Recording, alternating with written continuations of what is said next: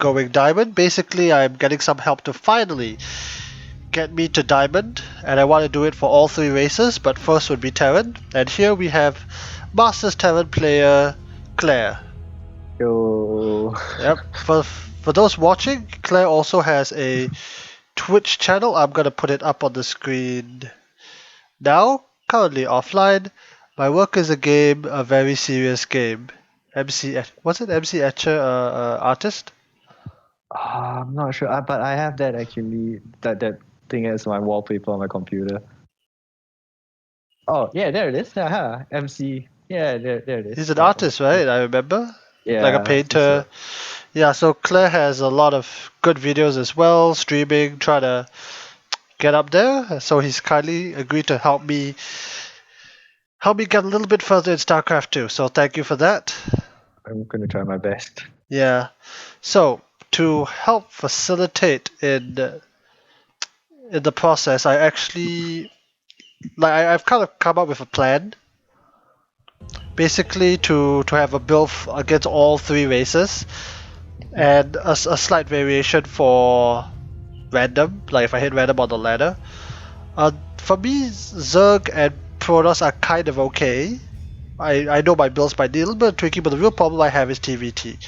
How do you find TVT as at the moment?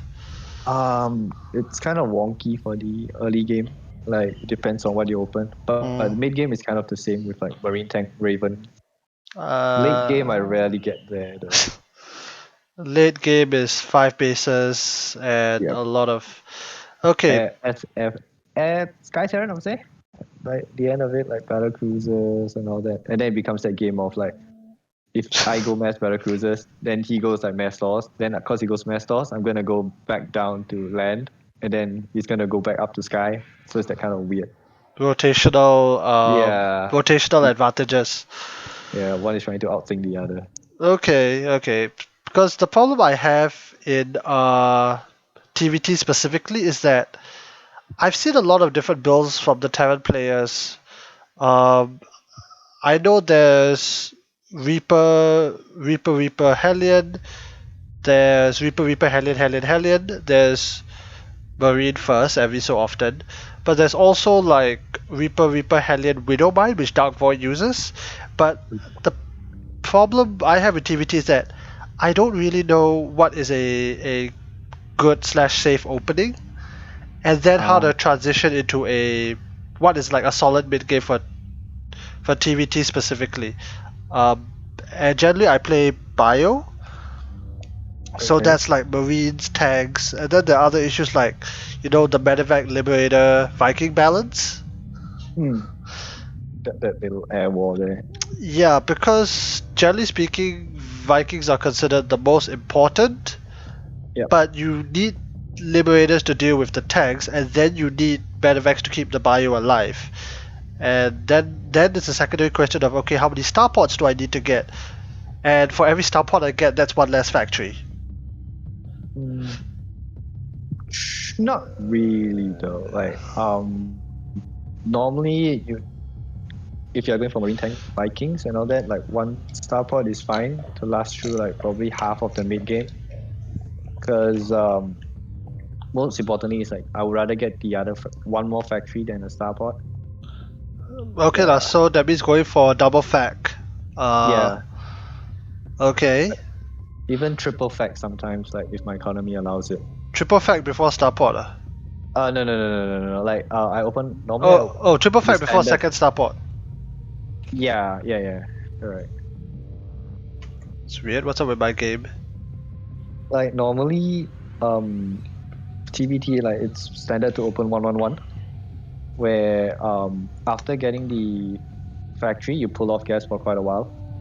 With one refinery having one SCV, the other one having 2. Huh. And after the factory is done, and once the starport is started, you can put the SCVs back. Like probably it's gonna be like when you saturate your main just nice. So it's like 1-1, factory expand, get the starport. Wait a minute, you pulled the SCV off. Don't we need Ravens?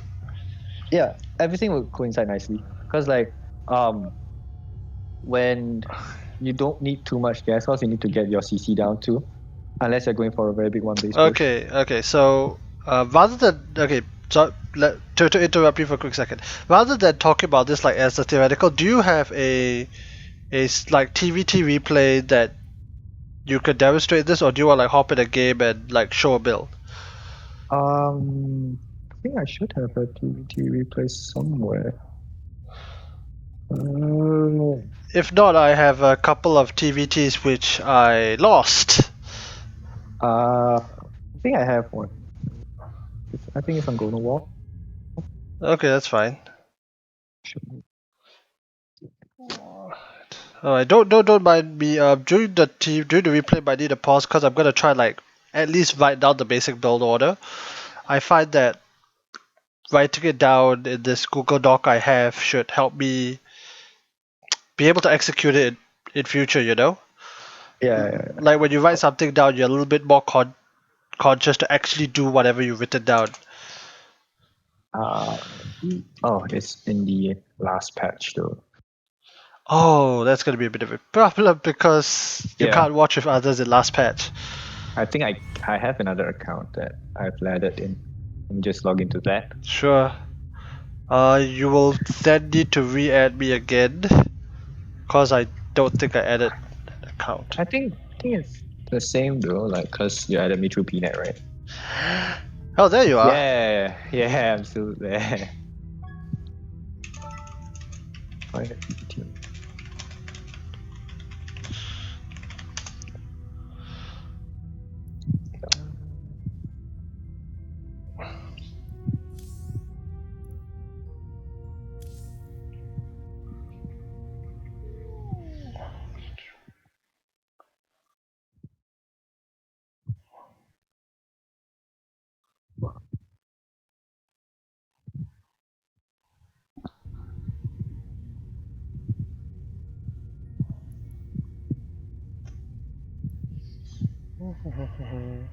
Yeah, it's in Korea. It's not here, I think.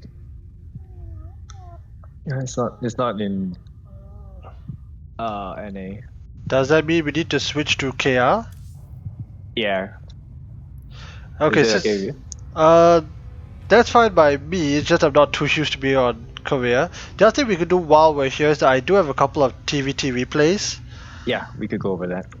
That since we're kind of already here. Okay, let me find it because there's a lot of Aodai replays in the way. 10 Yeah, minutes. that's the annoying thing. Like if you were to play custom games and all that, sometimes everything just get jumbled together. Yeah, that's fine. Okay, I've got two TVTs which I'm very sad. Good. Let's just go into one. Alright. Everdream, nice standard macro map. The other ones on Submarine. I remember what happened on Submarine.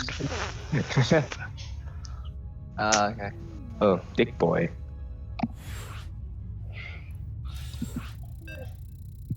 I also played a TVT just now, although I'm fairly certain I knew my mistakes in that TVT. But that might also be worth taking a look at. Yeah, sure. No problem, though. There's also one TVZ that I do have something I wanna ask, but let's do the TVT. Oh, this guy was. Oh, I'm starting to remember this. This guy was way better than me. Well, judging that he had no border, he should be playing unranked. It could be unranked. It could be coming back like placement match because this is. I think this is 1 or 2 days after the start of the season. Ah, okay. You know, some people they only get to play like a weekend or something. Yeah. Okay, I'm just gonna watch from your view. Okay. Okay, so I do want to talk a little bit about the openings because for TVP and TVZ, I do go Depot Vax Gas. But for TVT, to try and get the factory up a little bit faster, I generally tend to go Depot Gas Vax. Yeah, that's the standard opener because you want more gas to get factory first. Yeah, and normally I tend to get my factory before my second Second CC. depot. Or second CC. Both of them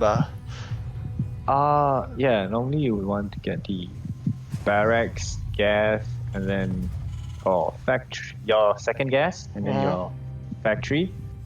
so that you get your second CC. By the way, is this scout timing considered good, late, early? Personally, I don't scout. I remember those. I remember those games. Yeah, because for me, I find that there's no point in scouting them, like unless like they're doing some kind of proxy.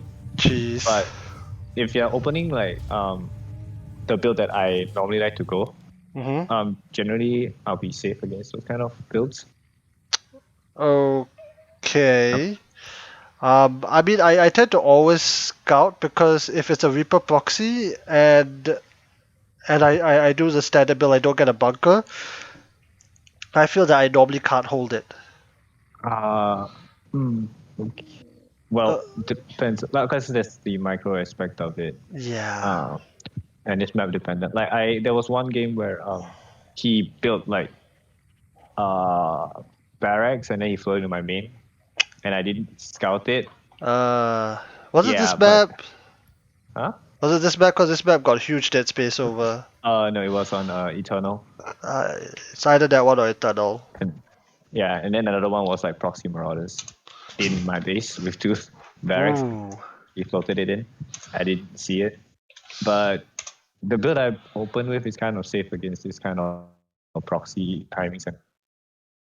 Okay. We'll jump into Korea after this and look at the yours. The build, the standard build should keep you safe also actually. Yeah, like getting a factory should get you. Should I Yeah. go Hellion or? Okay, never mind. Let's get to the factory. Okay, so the other thing I want to check is that when exactly do we get this second guess? Like right after your barracks. Once you build your barracks, you get your second guess, which is like probably 16, 17 supply. Okay, so second guess is once the first Rex is done, then you get the gas. You start the refinery. Once you start the Rex, then you can get your So second. okay, so SCV on 150 minerals goes and builds a Rex. The next 75, assuming continuous SCV production, is another gas. Correct. Okay, that means mine is quite late. Yep. Alright. Then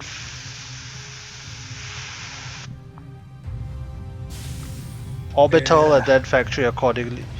Yeah, like I definitely did have enough gas for factory, whereas Navik, who's doing exactly as you mentioned, is getting set gas and fact. Yep. Another thing is that for me, like when I don't scout, Yeah.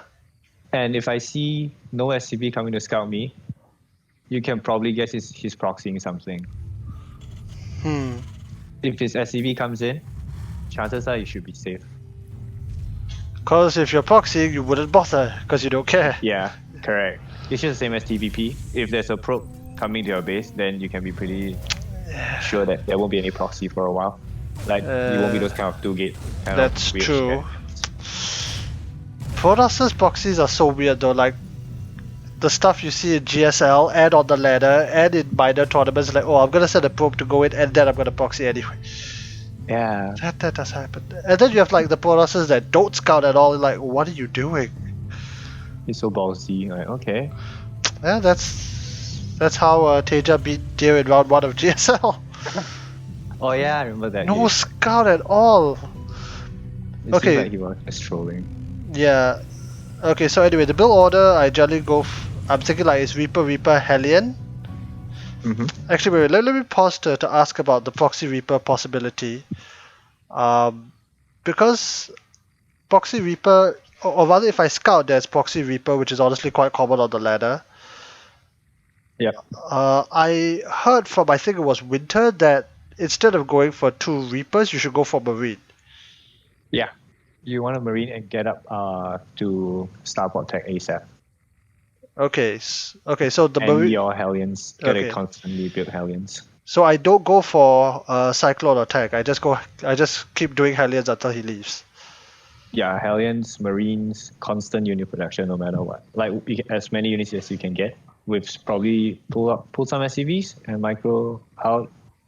Okay. Like, unless if the double barracks that they are going or triple barracks, and it's just like that, you could be able to stop it. there's that kind of like, I would call it a retarded or stupid variation of it where they go like double barracks with reactors. So they come with like 4 Reapers, which is stupid, but they comes with a lot of Reapers. Like the first, when they hit, they already have like 3-4 Reapers. It's so stupid, it just might work. Yeah, and you just die if they have like very nice grenade, micro and all that. Yeah. That's why if I scout it, I'll tend to like put one bunker. Okay, in this case on Avenue, I'll put one bunker at the line, and then one bunker protecting the southern flank to the main, and normally that keeps me safe enough. I'll just put one at my mineral line, like the one behind there. Can you see And the? then you can see- Ah, okay, Yeah, okay. like probably behind, like one here. Because like when if the Reapers were to jump out from here, and that's the first time you're gonna see it. If you didn't scout the proxy Reaper, there is no way that you will have time to build a bunker right there. That is true. So I might as well just like try and keep the Reapers, like their Reapers, as far as possible, while I get my SCVs to build a bunker. Because they are on a clock. They have to kill your SCVs. If they just kill your units and they don't kill your SCVs, It's all for nothing.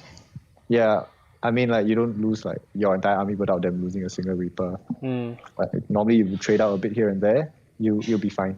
Okay. And you start putting your buildings at the back. Like probably my staff will be like here and all that, and the bunker would just protect. True. it. Because the Yeah. bunker will protect one flank, and then your units can just like protect the other flank, and it's next to impossible to Yeah. snipe. Okay. Okay,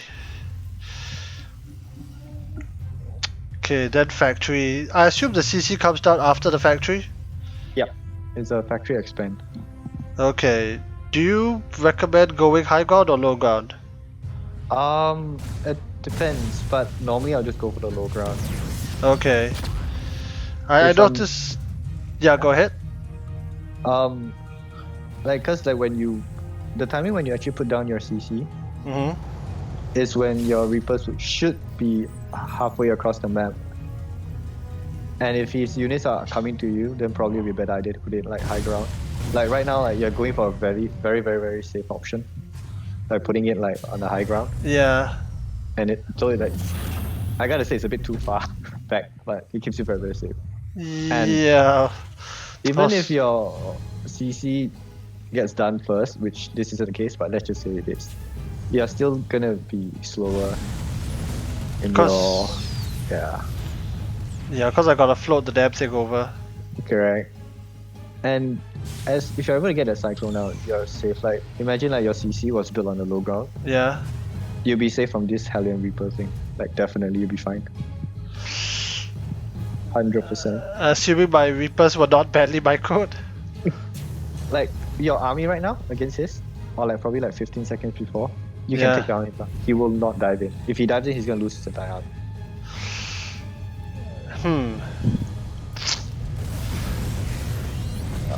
Well, that was a questionable supply depot. I don't think I knew the army, like he was sitting right outside the main, and this is where I moved the tank. Float over and all that. Actually, so okay, so I want to ask. Normally, after we get enough Hellions, we'll normally transition to Tech Lab. Do you think that tank or cyclone is better, or do I need to scout or what?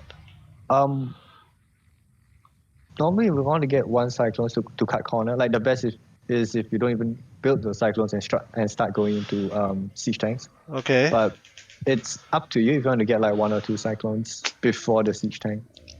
I generally tend to lead cyclone because honestly, one base liberator harassment is pretty real, and and the cyclone responds to it a lot better than marines. Yeah, definitely. But you can I would like get one cyclone, like put it at the main while my marines just protect my natural and, okay. Cause if it's like just tanks protecting like both sides and the liberator flies in, I'm like, well. Yeah. And it's the kind of situation where you're like shit. Yeah, and that's literally RNG based, cause it's up to him. Like, oh, do we want to go attack main or natural? Right, then you. Okay, then Raven after that. Then I guess it's tanks all the way.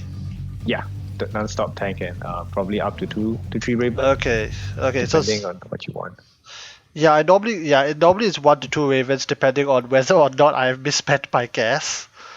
Probably like the standard is like 2 ravens, but I've seen some people going for 3. It's like dependent. And another thing, like if you want to constantly produce siege tanks and ravens, like you should get your third gas like earlier, Yeah, which is like even before your CC floats down, you can really start building the gas. I actually normally go. I know I've been experimenting with high ground and low ground CCs, although I'm a bit more comfortable with low ground CCs. But I get your point that you need quite a bit of gas for ravens. Yeah, correct. Okay, so this is another question. The next question I have, which is okay. So this is the 111. This is pretty straightforward. SCVs, Marines, whatever. What Yeah. should be next? Raxus or the third CC? Because I've had a long trouble with getting my third CC up on time. Do you want to be aggressive or do you want to wait for him to come into you? That's the thing. Because if you're preparing to go for an attack, Hmm. then I would rather you throw down double barracks before your third CC. If you're planning to sit back and just defend everything, but if I were to do that, I'll get like a third Raven. Wait, let If I me don't let get a me wait. yeah, Yes. Wait, let me write some of these things down. So, depot gas, wax gas, fac, factory, second CC, starport, Hellion. How many actually going back one step, how many Hellions do you normally go for? 4. But my build is very different than how you actually open. I go for very aggressive opener. Like I don't get my first Reaper, instead I get a reactor on the barracks. Oh, okay. Yeah, it's kind of getting common, I think, on the ladder. And I would get like my 111 before my second CC. Okay. But based on this build, how many Hellions would 2 is you? fine. Okay, 2 Hellions then 2 to Hellions with like probably 2 Reapers. Reapers, Cyclone, then tank. Okay, okay, I've written that down. Of course, behind all this is constant marine production. Yeah, because I distinctly remember at this point in time, I wasn't sure whether I should get more Vexes, especially to start getting, stem combat, or whether I should go for third CC. So at this point, I'm like at a bit of a eh. If you really wanted to make the final decision, all you could do is just scan his main to see what's he going. If I scan right now, yeah, I would have seen like third CC. And then you could have skipped, then you could actually make the decision like, do you want to go kill him right now by like building more barracks? Or you Try just to, want to, yeah, yeah, try to kill him. yeah. Like this Terran player, to be honest, like certainly knew what he was doing. Like the spread, I should have sent the Cyclone out to kill them all earlier, but I didn't.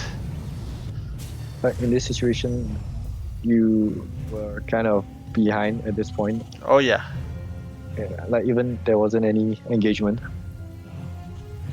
And I think it all stems down to like getting that second CC like later, I would say. But yeah, all's good. It doesn't really affect that much because like one one interference matrix could make a lot of difference.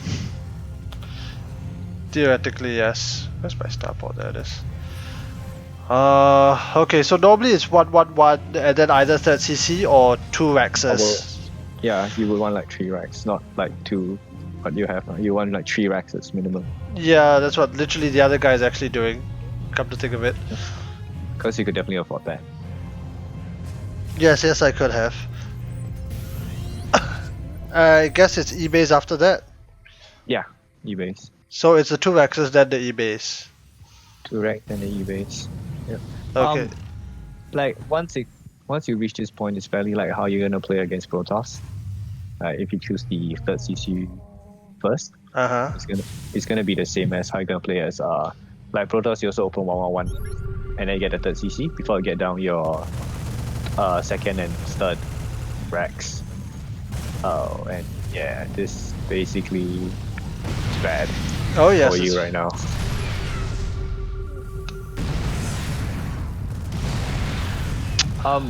Yeah, I wouldn't like recommend like having your supply depots like in front, I guess in PBT, because it doesn't really do much. But instead it becomes like cannon fodder. yeah. So just build them like neatly at the back of the base. Yeah, like at the back is definitely much better. Yeah, at this point it's kind of game over. Like he had a bigger army supply right from the start. Yeah, when did they finally move out? Oh no. So like the way that you open up, like you had Reapers and Hellions, they were in their base, in your Yeah. base. Once you have like your siege tanks and your I would say once your first cyclone comes out, you can actually send your Hellions and your Reapers to like his natural I see. and try to keep him contained. And like if there's a chance, you can just send in the Reapers to scout and let them die. They have done their job. They kept you True, safe. true. Let me put that So down. like you know when their natural That timing. that makes sense because once I have the cyclone, like the remaining marines and cyclone should be able to defend more or less against the same thing. Yeah.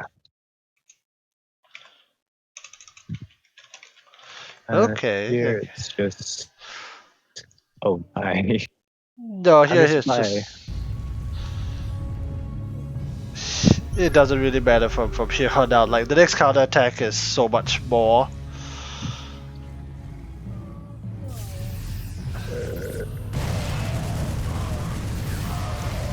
You only got one Raven that game, right? You didn't get two Yeah, I Ravens. normally tend to get one Raven and switch out because that's Uh, kind of what I do in TVP. I would say like two Ravens is better. Like Okay. it's what I recommend getting. It keeps you fairly safe. And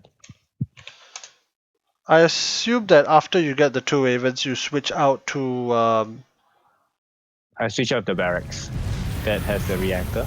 okay. Then the starport has the Reactor. okay. The starport that has the reactor. I just swapped the barracks and starport. So like since my starport has the tech lab, I'm just gonna get stim with that. So it's a full swap, like, is that what the other guy did? Yeah, that's kind of Yeah. exactly what the other guy did. And you just keep spamming out Vikings instead of like Medivacs because I don't really see a point in the early game.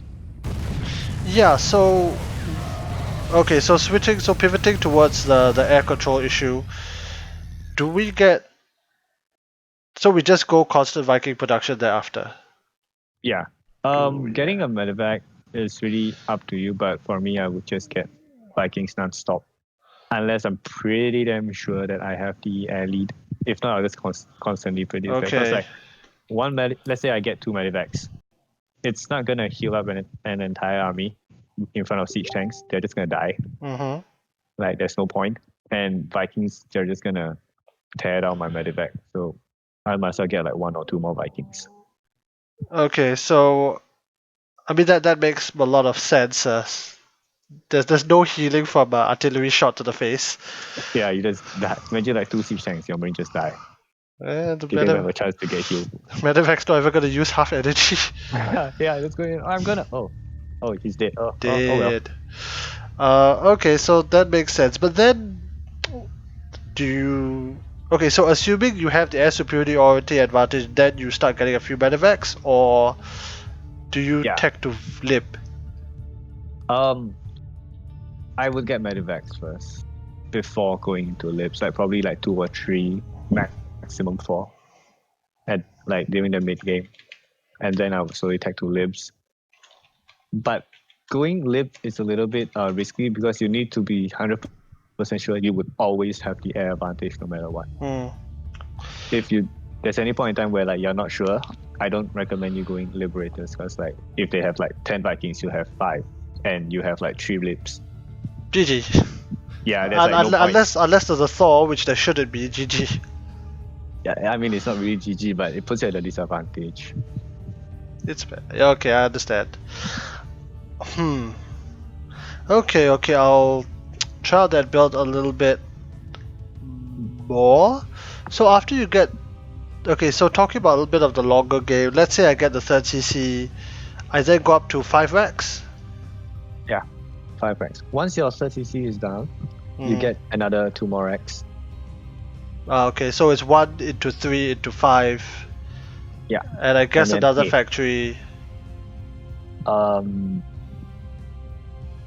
don't really do that. Like a lot of people tell me to do that, like getting a second factory, but then I would rather have like a bajillion more Marines. In TVT against tanks? Like looking at the maps now, like I mean it's actually quite map dependent. Okay. If it's big maps like so what's that map? Ice and Comb, Pillars of Gold. Yeah, Pillars of Gold and all that. I would really find that getting more Marines and all that is better because you're definitely gonna be able to get that line there.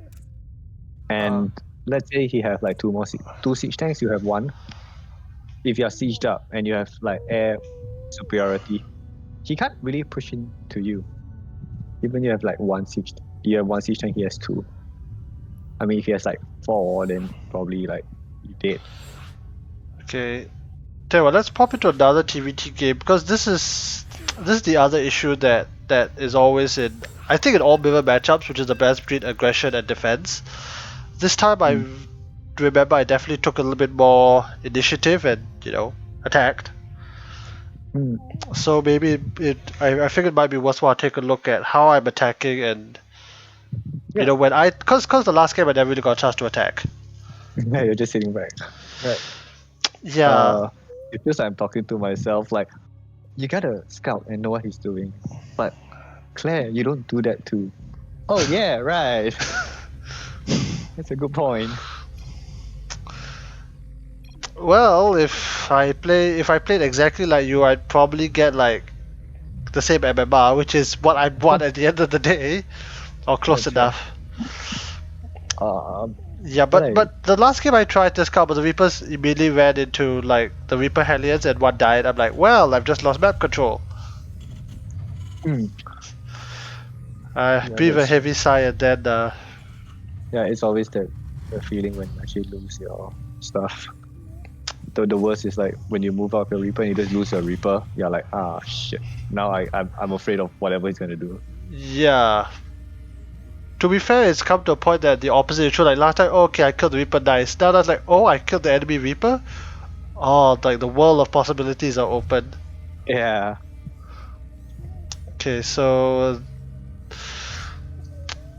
this is the point where you want to get your second guess, right? Yeah. But it's okay. It's okay. I've seen 4GG go this. He opened like that. He opens on 1 gas, and then factory expand. So it's like basically a reacted Hellion. 4GG, wasn't that like 3 years ago? No, he's streaming like basically every day. Oh, okay. Morning. Yeah, I've been watching him quite a bit. He's like 5.5, I think. In Korea. Did he just finish his military or something? It was quite a while ago, though. That's what I was thinking. Like, wait, 4GG is like a really, really old name. I know he kind of came back, but I haven't seen him in like GSL or high-level tournaments or. He's not at that level yet. Maybe he just wants to chill. Yeah. I mean, I saw him play against Goind. He got raped, and Goind he got raped in GSL. So that the disparity is really huge. The disparity amongst like even the highest levels is like a full league disparity. Yeah, it's like even if you're a 6K MMR in Korea, you might still not be a pro player in Korean standards. Oh no.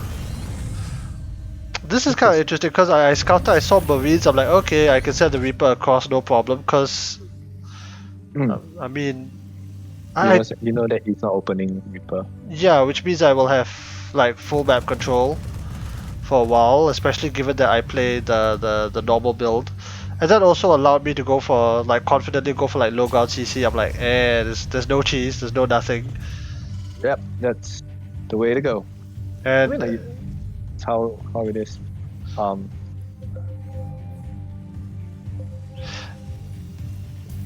yeah, should this be 3 or 2 gas? 3, right? 3. Yeah. Like, the only when you actually cut SCV on gas, it's like 1 and 2. You take out 1 on one refinery and take out 2 on the other But refinery. doesn't that but if I do that, that means like no Raven, right? There is ribbons. There's just enough gas for Raven? You put it back when your mineral line is like probably like 15 SCVs, and then you Okay. can start putting it back. So always maintain like 15 to 16. I think I'd rather just go for this because like once the refinery gets up, I put SCVs there. I don't need to worry about it. I have other problems to fix. Okay. It's totally fine. Doesn't really make Yeah. that much of an issue.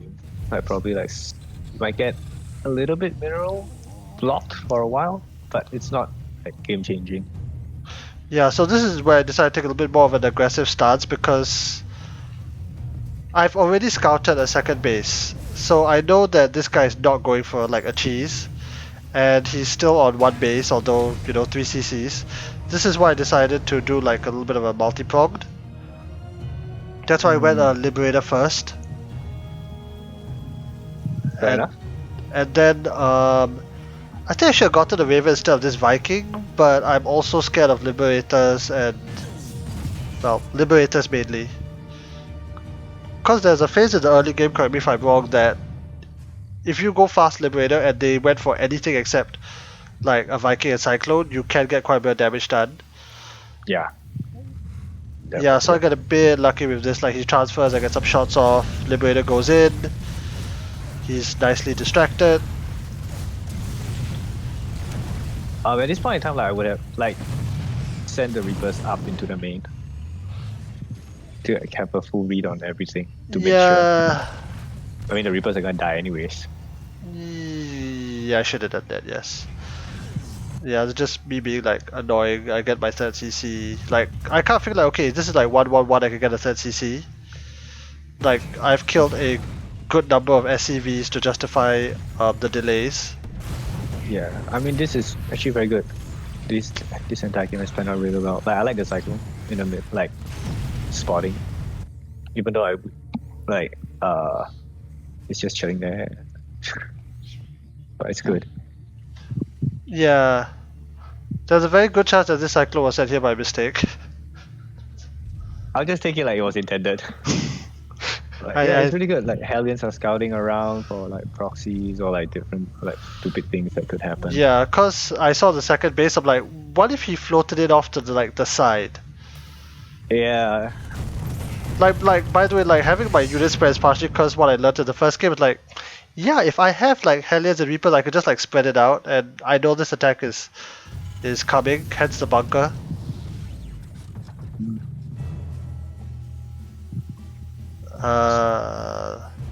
Yeah, you should be fine. Wait, where's your tank? I have no idea why it's going up there. I have absolutely no idea what it's doing.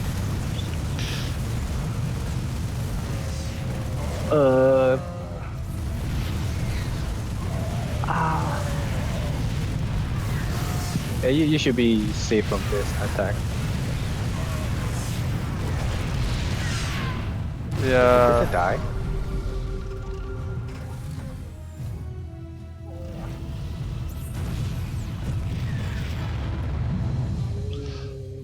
I have absolutely no idea why my tank went on a grand tour. I suspect maybe because I told the tank to go up to the high ground and the depot was closed.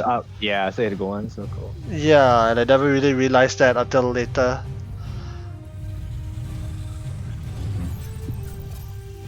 I mean, I still like this position that you are. It's fairly even.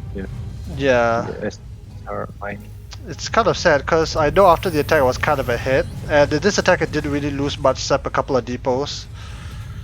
Yeah, I guess it kind of like the game was set up nicely for you. Like you had your natural faster than him. Yeah. and all that, you started mining quicker. Like the attack came in, you should technically be ahead, but somehow your supply is lowered. think I not think it just enough. came down to general like mechanics and Yeah, constant production, not getting supply blocked and all that.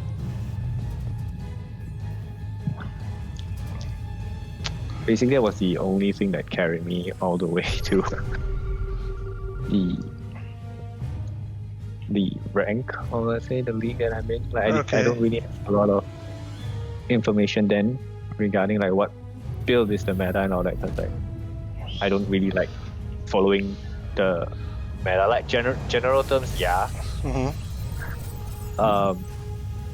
But I always believe like at the point where you want to hit like diamond minimum, Mm-hmm. you can't get supply block for too long. Constant SCP production and your building facilities should always be like on point, non-stop production. Oh, that goes a good limit. But yeah, like I know I've lost this game partially because I didn't have enough access. P- One, two. no, I don't have enough Eh, access. it's enough. Like it's okay. 5. Like it's okay. Like imagine like first you look at the Rexes, how only 2 of them are producing right now constantly. Mm-hmm. So the other 2, it's not like very constant. It stops in and here and there. Imagine it's been constantly producing. Like even 3 Rexes, if you were to queue them all up, Yeah. and your opponent has like let's just say 5 Rex, you have 3. He has 5. But he stocks production every once in a while. You'll definitely have more army supply than him. The only issue is when you remax, you'll be slower. That's the only thing. C, I think. Yeah. So I mean, this is something that I'm fairly certain I'm the only person on Earth that does. Like, I'll just throw down depots all over the map. And it's what I've seen from innovation. And He some of the started to do that. Yeah. This is it kind actually of messes up the AI. it messes up the AI, but I've learned I'd rather like lose a depot and know the army is there, and it's so much better It's than. This is what Zerg does, right? Oh, overlords go out. hunting random overlords. Yeah, and honestly, thanks to my like weird depot buildings, I actually scouted this hidden base up top. I would have never scouted that. Yeah, but then something horrible goes wrong. Spoiler alert. Damn, I should have taken this high ground. And sometimes in game, you don't really know. Only until after the game, then you realize, like, oh shit, I could have Yeah. done that. Like there are times when I move in the middle of the map, and I'm like, after the game, I realized, I could have went through that little choke point instead. Wait, what the fuck? Why are there 2 tanks stuck behind the? Why are there 2 tanks over? What?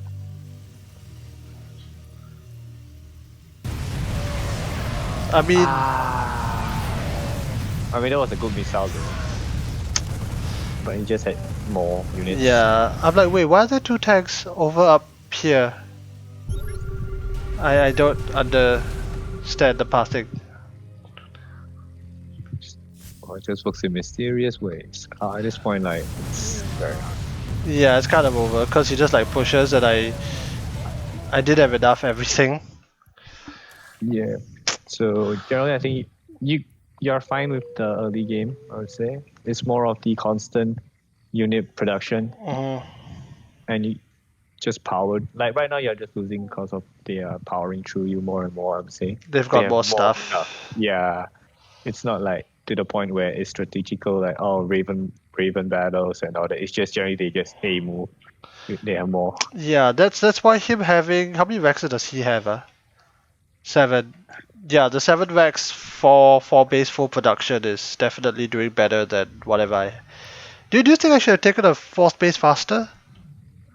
Mm, I think you could have gotten that. It's kind of iffy though because it even if you have more economy, it doesn't. You don't really need it because like, at this point in time you have like 1,000 Yeah. plus euros. Like having that, even if you have like 3 more CCs, fully saturated, you're not utilizing the production. Probably you could have like 8 barracks now, and you'll be fine. Like carry on building more production facilities, getting your upgrades. Okay. So let's shift back to the barracks point. So it's the general feel is that it's 1 into 3 into 5 into Into 8. 8. Yeah. Okay, so the first Rex is off 1 base. 2 bases is 3. 3 bases is 5, and the 8 is what? Before or after 4th base? When you have your second base up, once you build your third CC, you should already have 5 racks. Like 3 that is working, 2 that is actually building. And once you get your third base settled down and fully saturated, that's when 8 racks should be up and running. Yeah, let me write this down. So, second. So 2 base is. Okay, wait, let me read out everything because I also want to include the factory at the start. So 1 base is 1 Rex, 1 factory, 1 starport, give or take. I know you can get the second CC like on the way, or you can delay it depending on aggression and paranoid. Okay, so 2 bases is 3 Rex, 1 fac, and 1 starport. 3 racks, 1 fact, 1 starboard. Yeah. Okay. Then 3 base is 5 Rex, 1 to 2 fac, I guess. I'll still go with 1 factory first. 1 fac. Yeah, once you fully saturate your third, then that's when the second factory and the 8 barracks should be out. When do you throw down the E-base? I throw down E-base generally in sync with my second and third. Like after I throw down my second and third barracks, I get my E-base, and then I'll get my 4th gas. Okay, so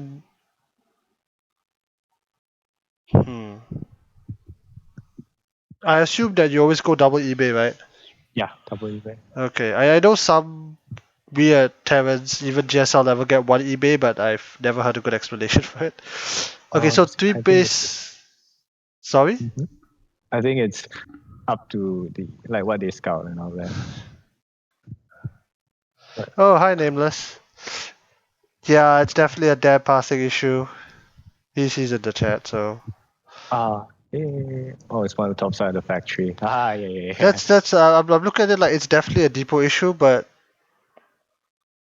wait, if he's put at the top side, couldn't he have like driven around and gone back down under? I'm like 2 extra tanks like during that attack or retreat would have been like so helpful. Yeah, I think. How did it drive all the way here instead of driving like properly? I think the tanks couldn't fit through, probably. No, but it was able to fit through. Unless it was too fat to fit through like the CC and the second. I don't know. Do you just open all the depots by the way, like in TVT? Yeah, I open it all up. Okay. I mean, I know TVP, TVZ different story because links and zealots. Yeah, I will open the main, but the natural one is going to be up. Probably just one depot down. He says the factory, tech lab, and refinery space can't fit. Yeah. I believe you. Like, what are these 2 idiot drivers doing here? I mean, looking at it, looks like it should be able to. I don't know how the passing came out to that. I'm like, what the fuck? Like, now I'm looking at it now, I notice like 2 tanks got stuck here. I'm like, I mean, the tanks could fit through here though. that's what I was thinking. That's why it never occurred to me until I see these guys here now.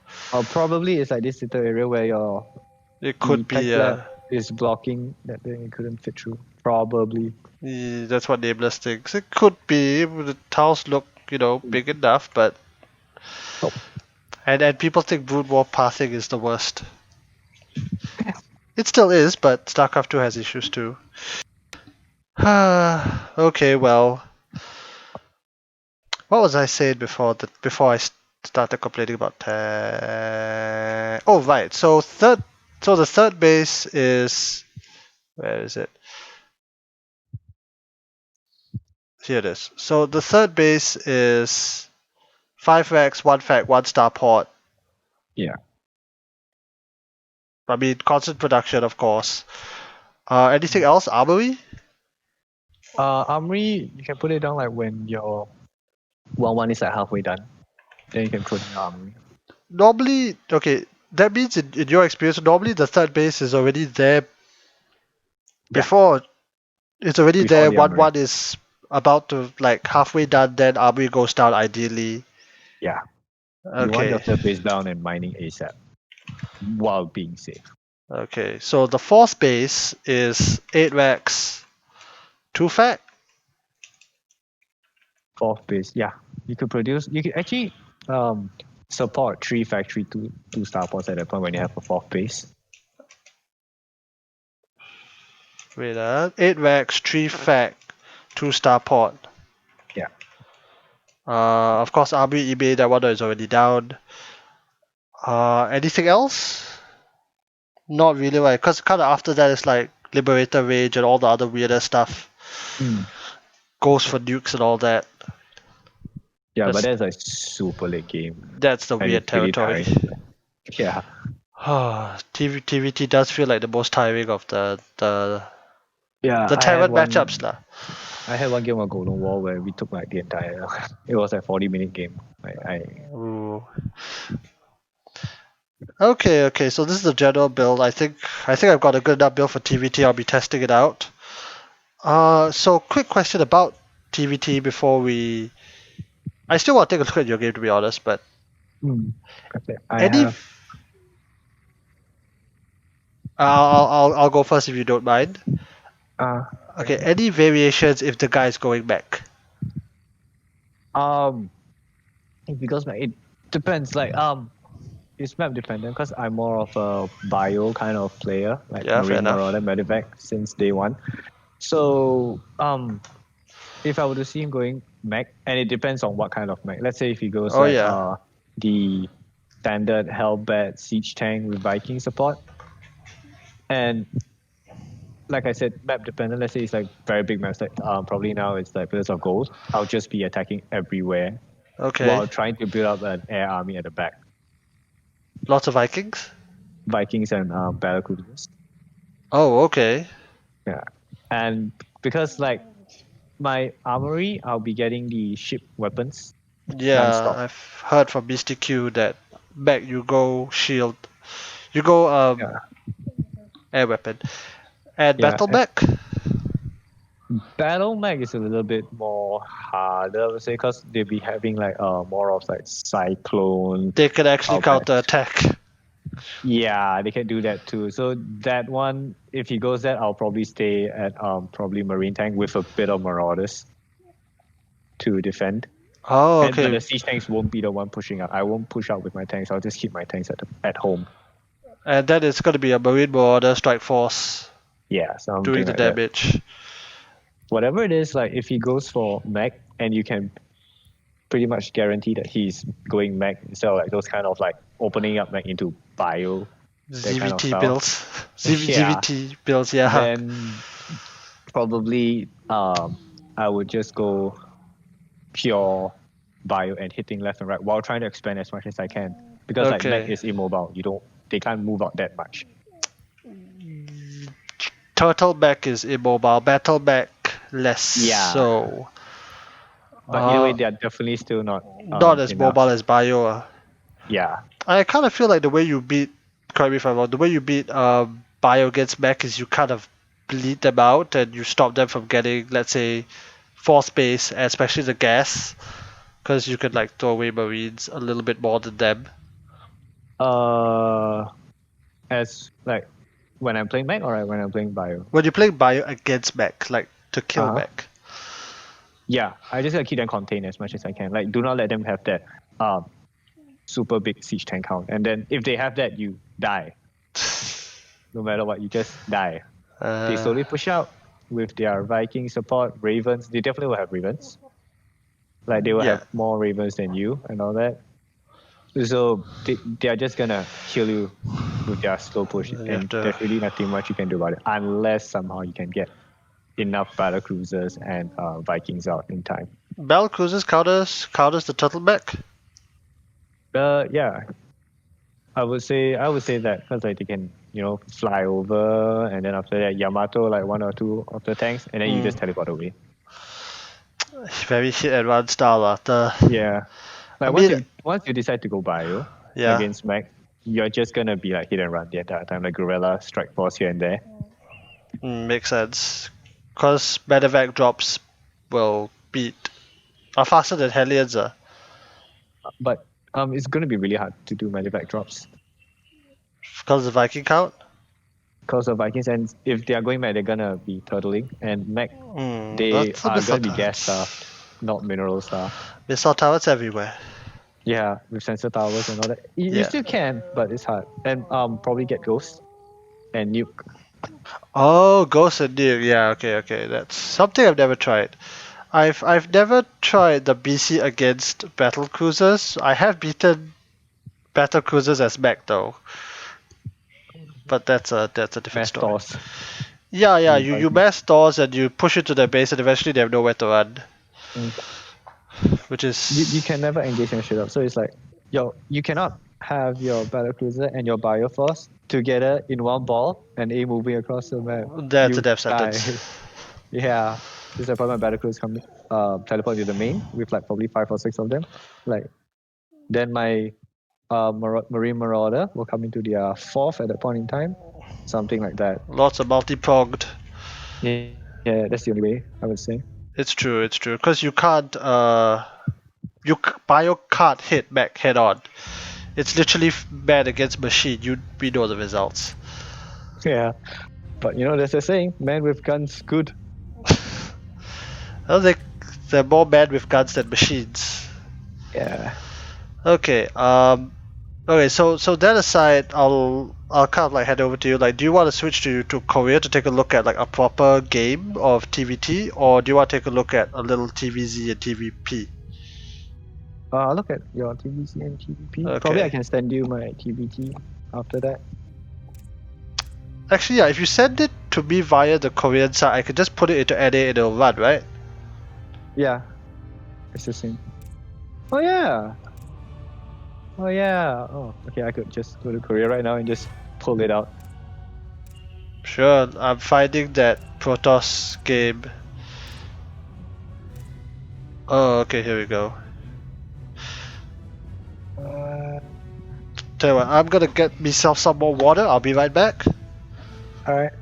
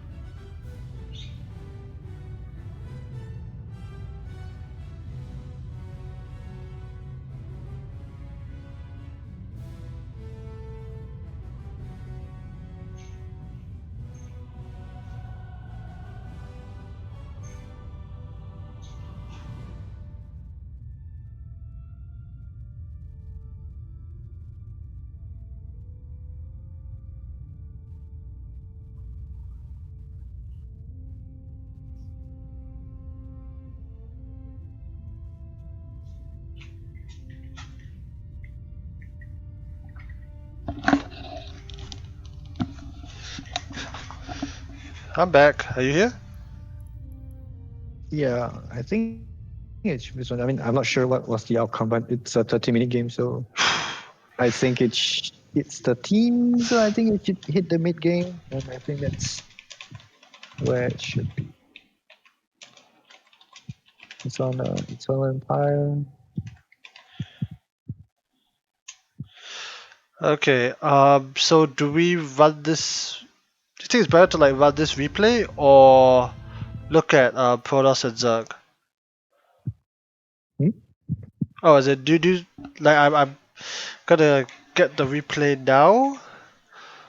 Is it better Yeah. to do you think it's like more strategic to take a look at this replay, or to look at Protoss and Zerg. I think like we do all the TVTs first, and then after that we can move on instead of like hopping back here and there. Can. Alright, so I just need to let this thing load. And I'm back in NA. If only travel was like that, Oh yeah, now cause of the circuit breaker thing. Have you like extremely random question while I move the replay? Have you been to Korea? No, I haven't. Ah, I wish. Korea, the land of GSL and mostly StarCraft 1, to be honest. They're just back out of esports anyways. They're like the best. Are they Yeah, they're the best at esports? from what I know, like they're the mecca of esports. Oh, the mecca of esports, yeah. Yeah. They might not be the best for like every single game, but basically I think it's the mecca right Yeah, there. it's kind of funny because the only reason that they were good at esports at all is because they're the first ones who started like investing in the infrastructure. Yeah. Literally because of Brood War, and that laid the foundations for everything else. And the world copied them. Okay, I've moved it here. Is it here? Eternal Empire 62. Yes! I should have labeled it as 69. Wasted opportunity. Wrong button.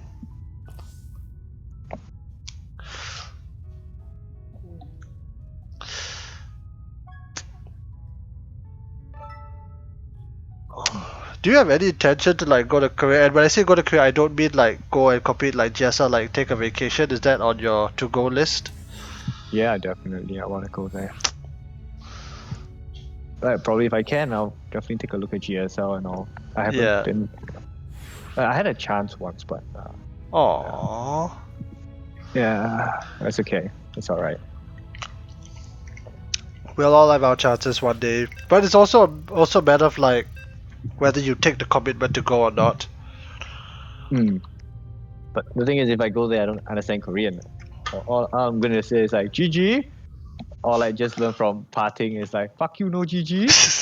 That That's what they happens. always do. No, but for GSL they have English commentary on the radio, right? Like they've got those antennas, I've heard. I don't know.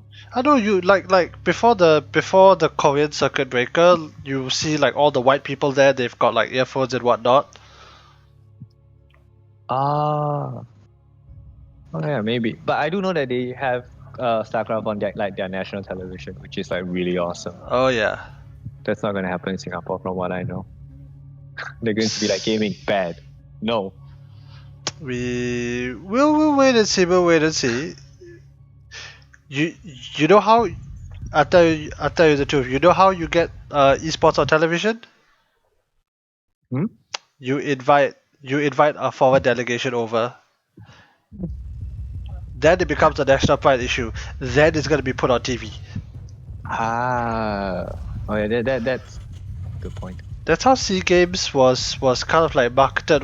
It's not so much these guys are playing a video game. Like these guys are representing the country, yeah, doing like something. national pride. Yeah, Oh, and man. Bliss doing well was. I can't play in Singapore, which was quite sad. I play in Malaysia. Is it tougher in Singapore or Malaysia? Honestly, I don't know. Actually, like, I was placed in a group with Ranger and Nefarious, the one. The other guy. Who represented? Yeah, so there were like 4 of us. Oh shit. The other guy was just like I don't know who he is. I can't remember. So it was like shit. And the thing is, I had to leave halfway because my girlfriend, she ended school, so I just like threw all the games away with like random Bingling bus or like Roach. It was Ranger and Nefarious. Yeah, I mean, I was pretty sure I could take down Nefarious though, but yeah. But you know, it's okay. Well, you'll get another. You'll get other chances to compete and play. Yeah, I'm looking forward to the one in Vietnam. I think the next one's in Vietnam, right? SEA Games. Yes, Vietnam. In 2 years. Yeah. It's every 2 years. Okay, so this is different. The, This is the reactor. one that yeah. And I think this could be okay because I don't need to pull off gas at all. Hmm. Cause you're not going for Reapers, and the other guy, I am going for Reapers. you're gonna get 2 Reapers. Yeah. Like he like this build is like getting more and more common in Korean server, I would say. Like even if they open up with Reaper first, then the reactor, like the travel time for them to get across the map, the max they can do is probably like One this, SCV. yeah, one or maximum two, like because there'll be that probably 8 seconds before your double Reaper pops out, and then Okay. their Reaper would die. And then you go Starport before next CC. Yeah. And then 4 Reapers after that. I could get. I'm not sure how many I went this game. Like normally you want 6, and then you push. Yeah, but you push up with like 4. Okay. And if you find that you're able to deal a lot of damage, I'll just carry on producing Reapers. If I can't, I'll just swap into Marines. Because I mean, if you did damage and you have this many Reapers at this stage of the game, it's kind of like I think I could do more damage. Yeah. Basically, we're opening like mirrored builds and all. This is certainly not something I see often on the, at least at my level at the NA server, and certainly not something the Europeans do too often, I think. I don't recall Hero Marine and Uthermal going for this kind of build. I don't think so. This is probably in the Korean server. Yeah, they've all got their own weird little metas. Yeah, I think this is where him like we changed. He went for Medevac, I went for Liberator. Yeah, I guess you play like the little bit more of the aggressive style. Yeah, and well, Medevacs we do a lot of healing. On top of the Reaper healing. Well, that was unsuccessful, simply put. Yeah. But it's kind of okay because I still have map control. That's the most important thing for TVT. You would always want map control no matter what. But couldn't this Blink fella have like pushed out because he took a better trade? If he pushed out, I could just pull back my Liberator and I'll be fine. Okay, well, Liberator is seen. Yeah. I don't know, I feel kind of like as an aside, like the Liberator should only ever go into a middle line if you're distracting him. Because I always notice like when Liberators actually do like real damage, like 4-5 SCVs and up, it's when the enemy is distracted somehow. Yeah, but at that point in time, my intention to send this Reaper across the map was to keep him in base. Because I lost like basically my entire army. He still had his army. So if he sees my Liberator, he's gonna stay in base. It's a scare tactic. Yeah, unless like he's those kind of better Terrans where he normally don't F2. Because probably at my level, like we still have that kind of issue with like, oh my god, he's a Liberator F2. Yeah, I mean I saw him like, oh, I've just pulled 2 Marines and then we're fine. Yeah. This is something I don't get, like why aren't more players taking these towers? Especially like Terran players, like send 1 Marina, go take the tower, then you get like so much scouting. Yeah, that really helps a lot. So because of that, I saw the Medevac, I defended it. Yeah. Like I chose like the reason why I took like 2 more barracks instead of my 3rd is because like I lost my army at that point in time. So I had to get more army first. Like if I ride out his next attack, if he ever did, I'll be fine. It's totally okay, like by me to like be a little bit behind in econ, but I have a bigger army. Yeah, because if he didn't get a 3rd base and he just like pushes you, you kinda die. Yeah. So I would rather play safe. Oh yeah, so this is a good time to ask about ravens. Do you think that, let's say in my case at least, it's better to keep it at home or to send it across the map and harass?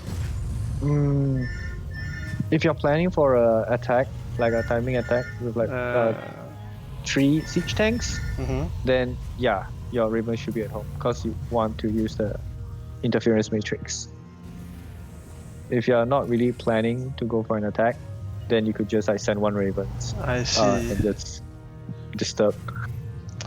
Yeah, because what I noticed, at least at the level I'm currently playing at, these kind of harassment moves can just mentally throw off the enemy. Yeah. Not mentioned to your level, like sometimes I do too. I get tilted really, really quickly. Yeah, like a raven shows up and is able to. Or like if the player's anything like me who gets really lazy, I'll just be like, never mind, I just kill my SCVs. It's okay.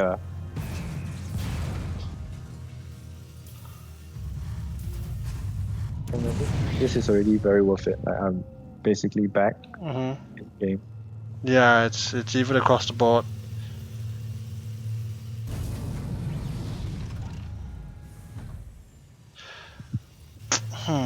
I mean, to be honest, like the style I see here is not what I'll be able to like easily replicate because it's very different from my original baseline. To be honest. Like I think it's just the opening that's different, but it kind of converges into the Yeah, same like convergence marine right about tank. here. Three Braxus, factory, third. Yeah. I see that the enemy's going battle back at this point though. Yeah, and well, true to what I am doing, I don't scout, but it's okay. Um, And because he lost a lot of cyclones at this point. yeah, cyclones are deceivingly gas heavy. Yeah. It's like, At this point, oh, I knew I was really, really ahead at this point. He lost like basically his entire cyclone force, and I was happy with that. Losing 1 siege tank. It's a trade I'll take any day. of course. Okay, well, like, okay, let's take a look at what we have. We have two more two more racks that puts it at 5 as the third CC is landing. By the way, do you believe that you should convert the CC into an orbital before you float over, or you don't care? Normally you would want to get the Orbital first, right? Yeah, but because like I was really oversaturated at my natural at that point in time, so I figured that it'd be better if I were to Good send point. it over first, start mining. Because Winter pointed out that it's always better to turn it into an orbital, but Dark Void countered like sometimes you just want to put the damn thing down and do other things. Yeah. Okay, so I mean he didn't scout, you did scout, but you're getting the better trade here.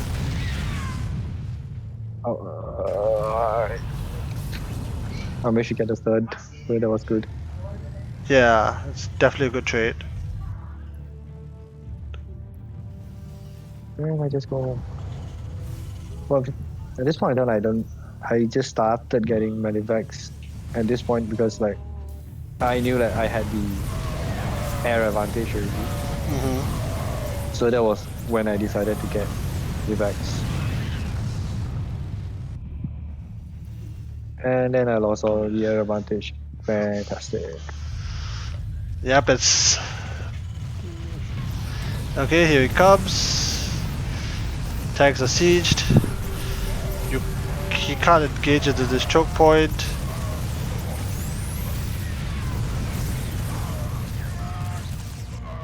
This is really weird by this Blink fella. He should just like ran away, right? I think I was trying to activate the Tokon. Yeah, I think I'm gonna stick to like more standard bio, because Yeah. I'm still not familiar with Battle Mech. Yeah, like the one that I'm doing. It's really solid, I would say. Like if you have. It's really strong. I've seen Dark Void kill Nameless a bunch of times with it, and other Zergs. But just this is really good. I think from here she just dies straight up.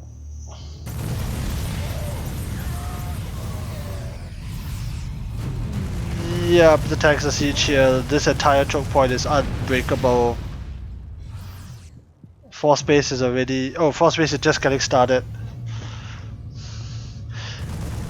Okay, so what I'm seeing here is like I see like your more aggressive style with pushes, because there is also a Terran style that you can't just like sit back and get up 4 bases and then attack. Yeah, I mean generally like if you're trying to get better at I would say like get better at the game. It sounds really offensive, but it's like if you're practicing and learning stuff, it'd be better to try and coincide like whenever I'm expanding or like say take another base, I attack, and the attack is one that I don't overcommit. I just attack to secure my base, and then once that base is secured, I pull back. If I can kill him, then I'll kill him now. Okay. It's like a non-committed attack, rather. Yeah, anything that you find that I'm not confident, okay, I pull back. I sit back. All right, that's fair. That's fair, because I don't need to get stuff done. This isn't the all-in. Yeah, that's the entire idea. Whenever I attack, I get another base. Whenever I attack, I get another base. And non-stop production the entire time Yeah. with upgrades. Gonna have to work on that side. Okay, I think that kind of wraps it up for. Let me write that last point down.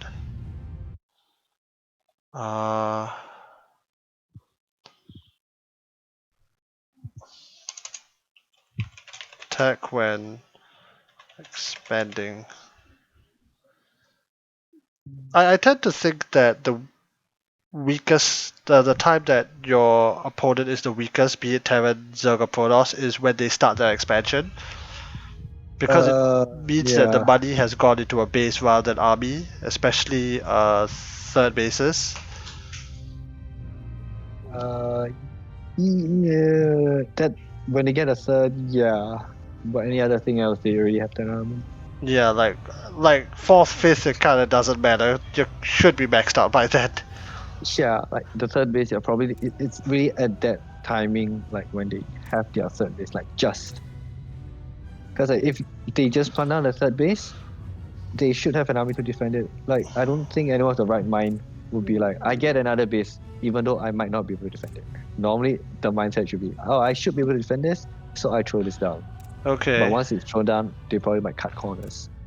Like a lot of people, like in the Korean server, they cut corners compared to NA and EU. Like Koreans, from what I know, they'd be like, all right, I'm just gonna cut pros from here, and I'm just gonna get a shit ton more of units, and then you're like, wait a second. Like even Terrans, I know, like they cut their CVs just to get like extra stuff. And then try and kill you. Yeah, they're just gonna be like, all right, I'm gonna come in with a timing attack, which is random, and if it fails, I get another base. And then once that base is all up and running, I'm gonna come in with another attack. Yeah, but like if you hold them, don't you just counterattack and win? That's the thing that they do. Like when they come in with a timing attack, Yeah. they somehow are most of the time they are able to how do I put it? Spread out so nicely that you don't really feel safe to actually push out. Because like they would cut SCVs here and there so that their army would be like probably like 1.5 times bigger than what they're supposed to be. And even if you survive the attack and you don't take damage, your army would be like probably like, let's say you started with 10. If it's like 10 to 10, you would left with 5, but because he has like 15, you'll be left with like 3. And then you don't really feel that safe to push out with 3. You're not sure lah. Yeah, and then so it's like, okay, fine, I'll just expand because he won't be attacking. And then all of a sudden he comes with another big attack. And then that's the kind of thing that's being pushed. Okay, that's a very interesting cycle. I mean, it's also true because the other thing that he could do is start going into like multi-pronged harassment. Yeah, that's one thing that I haven't really got used to. I mean, like my favorite player is Marine King, and he's not really that big into drops and all that. So like my playstyle used to be revolving around him. I see. I mean, Marine King was just like solid. Didn't really need to do drops like Yeah, the micro was really up there at the point in time. And then Maru Came turned in. that on its head. Yeah, Maru was able to play like absolutely solid and multitask like Yeah. Hit random hit squads like probably like let's say the map had 10 bases. He's gonna be like having his squad at 10 bases, that kind of thing. And you're like, very how many possibly. hotkeys does he have? Very possibly, yeah. I'm like, I've been watching his first person view in the GSL and all that. Mm-hmm. He does use the select all army though. Then sometimes I'll be like, wait, you select all army but don't converge together. What is going on? Maybe he'll F2A move, but then he'll switch back to his control group. So like the remnants, anything that's not hotkeyed at least move somewhere. Because his hotkey setup is like 3 and 8 for all his CCs.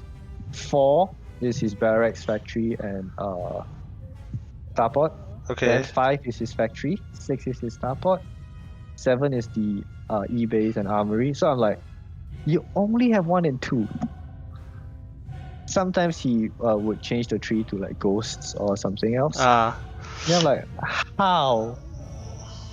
You make me feel like a noob. I mean, I am, but relative to Maru, yeah. it's like, The only person that's not a noob like beside Maru at the moment is TY and maybe Innovation. oh yeah, TY has always been a beast though. He just Yeah, didn't have the chance to shine. he didn't. He's one IEM Katowice. Yeah, but like he's always like outshined by like Innovation and Maru. Like people don't focus on him that much. Okay, like Innovation's got that lack of personality going for him. Like the machine. Yeah, so like Inno's got like the meme going for him, and Maru is for a while Maru was honestly like just dominant. The best. Yeah. And TY, but to me like TY's always been like there, and like TY's positioning was consistently better than both of them.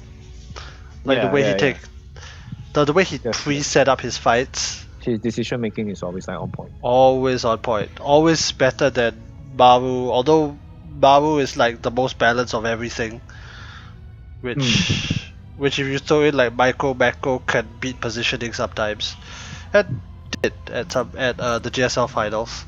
Yeah, finally he could shine. Like it people are like looking at him right now. Like, yeah, I've been waiting for that day. I don't know, man. It's like this is the guy who won WESG. This is the guy who won IEM Katowice.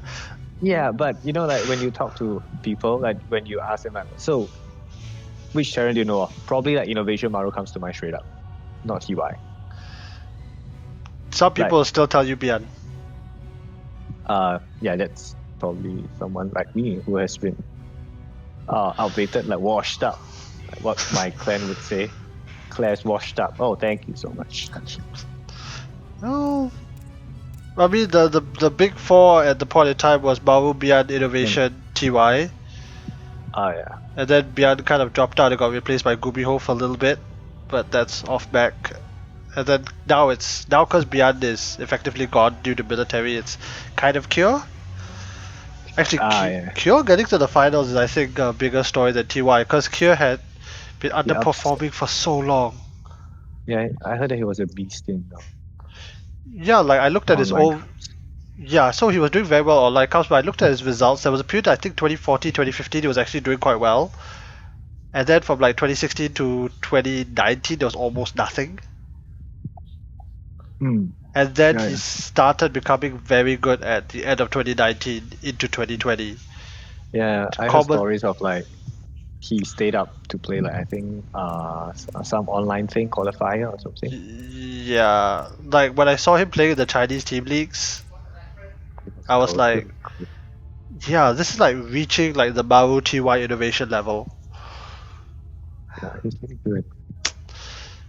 Terrans. When will the foreign Terrans? When will the Southeast Asian Terrans become a real force? Southeast Asia, I don't think there's any strong Terrans. I mean, No. I don't count Australia, New Zealand as Southeast Asia. No, I don't think so. Even in Terran. Australia, it's more Protoss, what? Protoss and Zerg. Isn't it only Caesar? Caesar Azure? Azure? No, I'm not sure. Caesar, yeah. Hut, probably. Oh yeah, Hut just qualified, narrowly beating Ranger, who proceeds to complain Yeah. on Facebook. But I mean, Ranger is trying really hard. yeah, so I don't blame him either. It's like, oh, he almost qualified, but literally one match. I mean, Yeah. he hit Demi before that, which is unfortunate. Yeah, there was a little bit of hoo-ha between Southeast Asia and Demi and Australia for a while. um, Regarding the ESL server stuff. Oh yeah, because they debating service. Okay, so I'm gonna load the TVP replay. Mm. Oh, barcode. Yeah, big deal.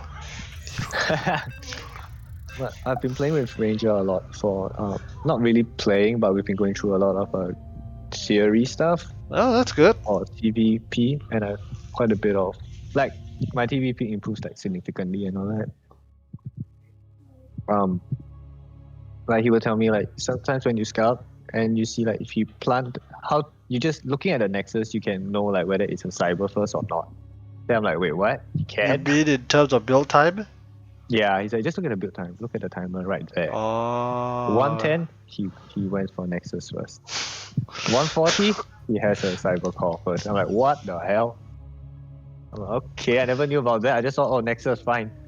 Cyber core should be up there. this is the kind of things that you learn when you talk to somebody like significantly better than you.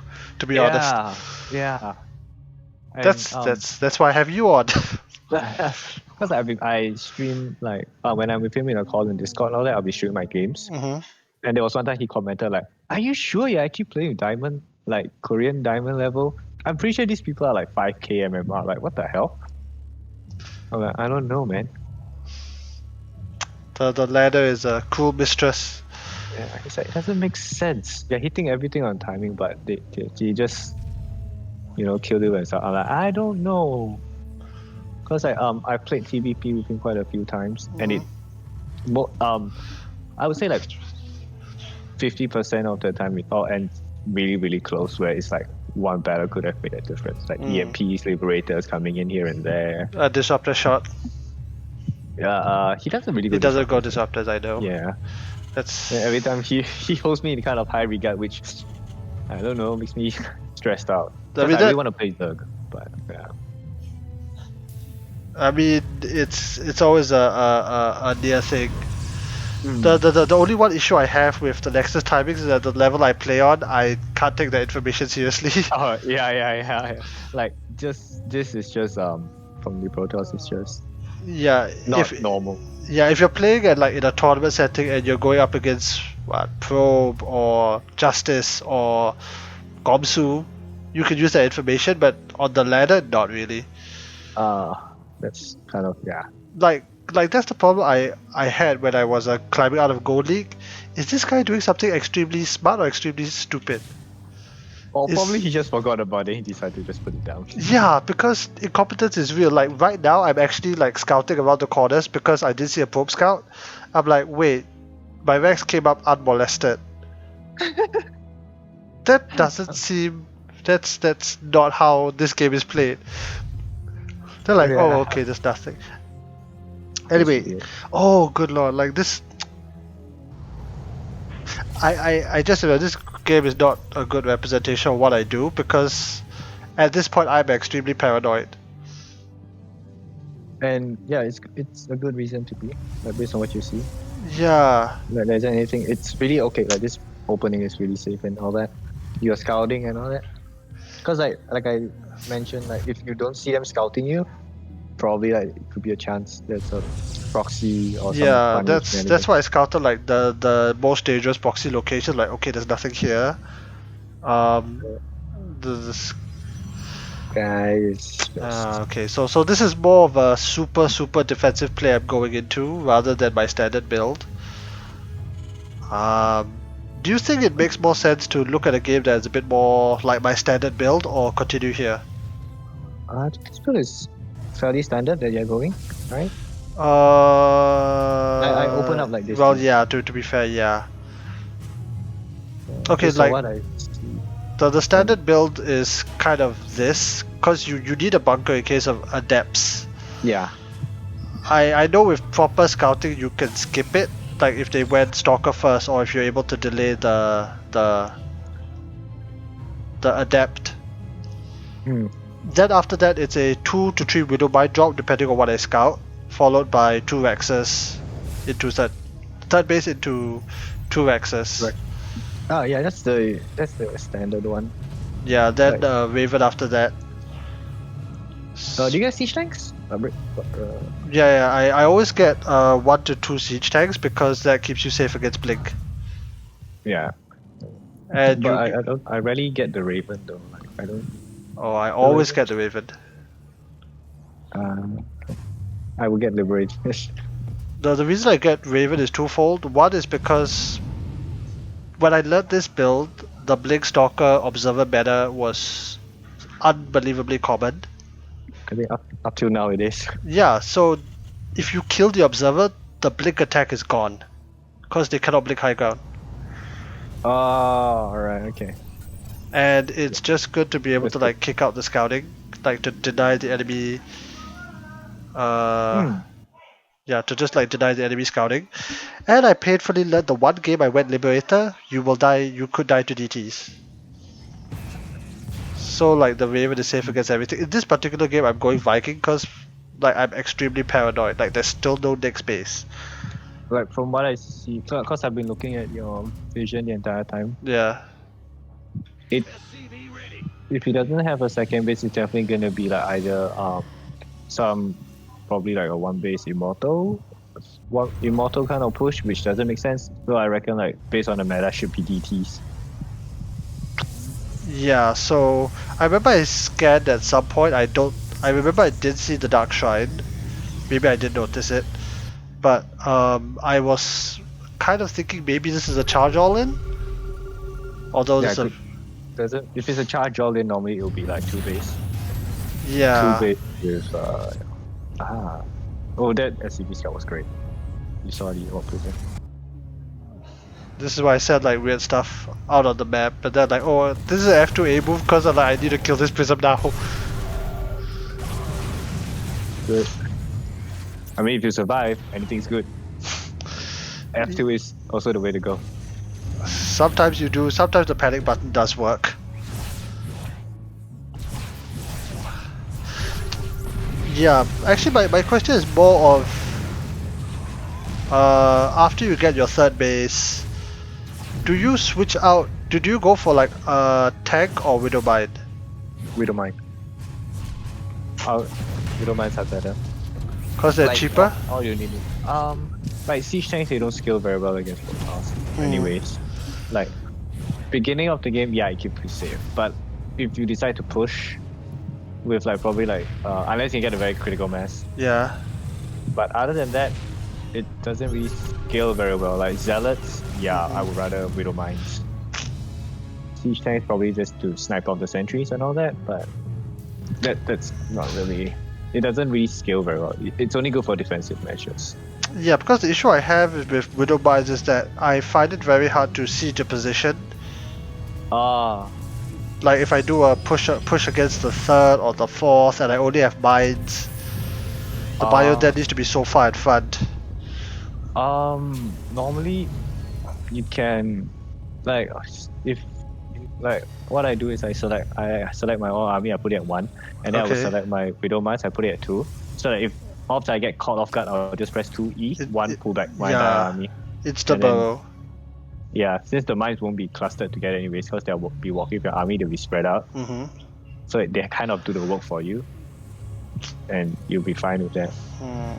And with the widow mine upgrade now, and with armory, that's like really really nice. That's a good point, but then the counterpoint is that if you're going widow mines, you have to get significantly closer to the enemy base because the bio needs to shoot it. In that scenario, shield overcharge becomes a problem, but this is like the brand new meta anyway. Yeah, I still have a lot of issues with the shield, which I don't. I find it's like it gives Protoss too much defensive capability. Yeah, it does. Creston was still saying that, now Protoss has as much defensive capabilities as Terran and Zerg. I'm like, wait, what are you talking about? Protoss always had better defensive capability. Like what? Terran defensive capabilities are quite bad relative to Zerg and Protoss. Yeah, like as Protoss or Zerg, you can really like literally like sit back and defend, and you still be ahead. You can still win. As Terran, if you just sit back, You'll you can lose. never push out. Yeah. How? Like Zerg has the end game death ball way, like of at that point in time was like Brood Lords and you slowly push across the map. Yeah, Or Protoss has that Sky Toss where they slowly push across the map. What do you have as a mass VCs? You push across the map, not gonna they ain't happen. gonna do shit. Yeah. I mean, it is also a problem with the race as a whole, which is that you need to be able to do damage to both Protoss and Zerg, more so Zerg in terms of like economic damage. If not, they're gonna Yeah. go out of control. Like Correct. forget Broodlord Infestor. Like if Zerg just reaches 70 workers untouched, call it 76, they'll literally just kill you with Roach Ravager because they'll just wave after wave of Roach Yeah. Ravager. Don't need no Um. Broodlord. Then that's the yeah, it's really annoying because like you gotta as a turn if they go like Roach Ravager, all you can do is just sit back, mass up siege tanks, and just wait to But ride out until like you get 3-3. But once you yeah, get 3-3, they should be going for Brood Lords, and then you you are in die. a situation where you're like, It's what do I over. do from? It's really hard. By the way, Yeah, on there was some Eternal Empire, should we always wall off the here, where the ramp? the third, like here. First of all, should we against Protoss and Zerg? Yeah. I would wall off like this, like in like see that supply depot like here. I will wall it down. Oh, Like, okay. because Oh, if I wall it down, let's say pros and Zerg, they can't come in. If I wall like the ram, they can come in from the left side and you'll be caught. I see, I see. It reduces the attack vectors. Okay, okay, but what about natural? The natural like this actually like you don't need that much depots. Like 3 is just fine to wall off like the ram. I think I misplaced. I might have misplaced one, but this is This is basically the so-called go-to way to wall off. okay. Because you're gonna get your third, so there's not much point in like walling off like downwards. Yeah, vertically. Because if they manage to hit that, you basically are in that situation where there's no point in playing. How many Rexes do I have? 5 on 3 base. This is more or less correct, though. Yep. Okay, I tend to go for a slightly heavier tank count, and Are you gonna hit a 2-2 timing or something? Something like that, yeah. Okay. So at this point in time, you have a third. Your fourth is gonna come up. You're gonna start floating it down, making it planetary. This would be an optimal time. Like you can forget about getting the like, I attack when I have one like 2-2 or like just you can just go and kill him right now. Like look at his army compared to your army. That guy was not playing standard at all. Yeah, like you could just kill him straight up. He has nothing, and you could really trade up with him and all that the entire time. Yeah. Actually, I do want to ask. Okay, so TVPs, and I know I asked you this before this, which is the ghost option, because I know EMP is really really strong. And it's kind of the answer to the later game Protoss army, if they had Colossus, Archons, Immortals. Does EMP trigger hardened shields? Yes, right. Yeah, from what I know, like they do trigger it straight away. Yeah, because that's a big deal. Just basically melt after EMP. Yeah, so I'm kind of in a bit of a flux because like to me the counter to later game Protoss was always like a stronger Liberator count, because that is what was done before the Ghost upgrade was implemented. And I don't know, whether I should be going for like Liberator range and 2 starport mass lib, or I should be going for like this kind of ghost play. Um, I know it's a Normally, hard a question. Protoss would open with Colossus tech, Yeah, that's like it's the standard one right now. So normally for me, I would have like my build would actually change the building placement and all that, which is going to be like 3 Rexes, 2 starport, and 1 factory. Constant Viking production all the way. With after I have Oh. like 2 medivacs. If I see that he goes for like incredibly quick Colossus, I'll stop at 2 medivacs and just carry on with Viking production. Okay. And then I'll throw my 4th and 5th Rex. Because like your bio just die. rapes an entire gateway unit army with Widowmine support. It's the Colossus that deal a lot of damage. Yeah. So if you clear the Colossus, you're just gonna rape his entire gateway force, for sure. So like, as a Terran against Protoss, you would always want 2 starports no matter what. As the time goes and you have more bases, then probably can add in more to get the Liberator. So you think that PvT I should be going for 2 starports faster? If you scout that he's going for Colossus, like if he is the kind of Protoss who goes like into Dark Templars and then after they go for High Templars and they don't go for Colossus, Yeah. then you straight throw down your Ghost Academy, and you just go with Ghosts. EMPs and all that.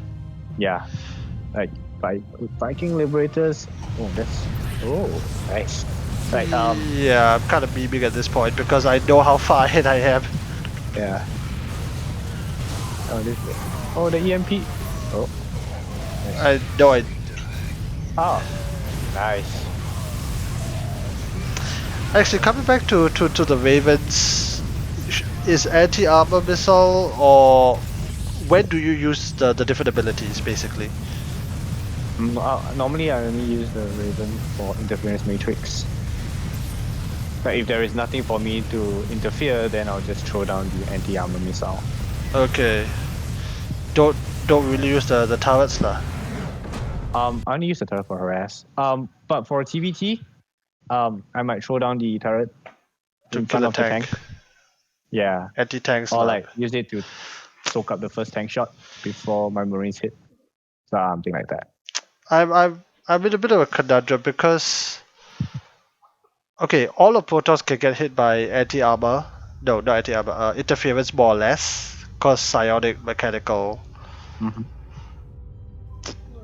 But then I'm always trying to figure, is it better to move forward and cast 1 missile anti-armor, or to move forward and cast like 3 interference? My concern is more about the micro rather.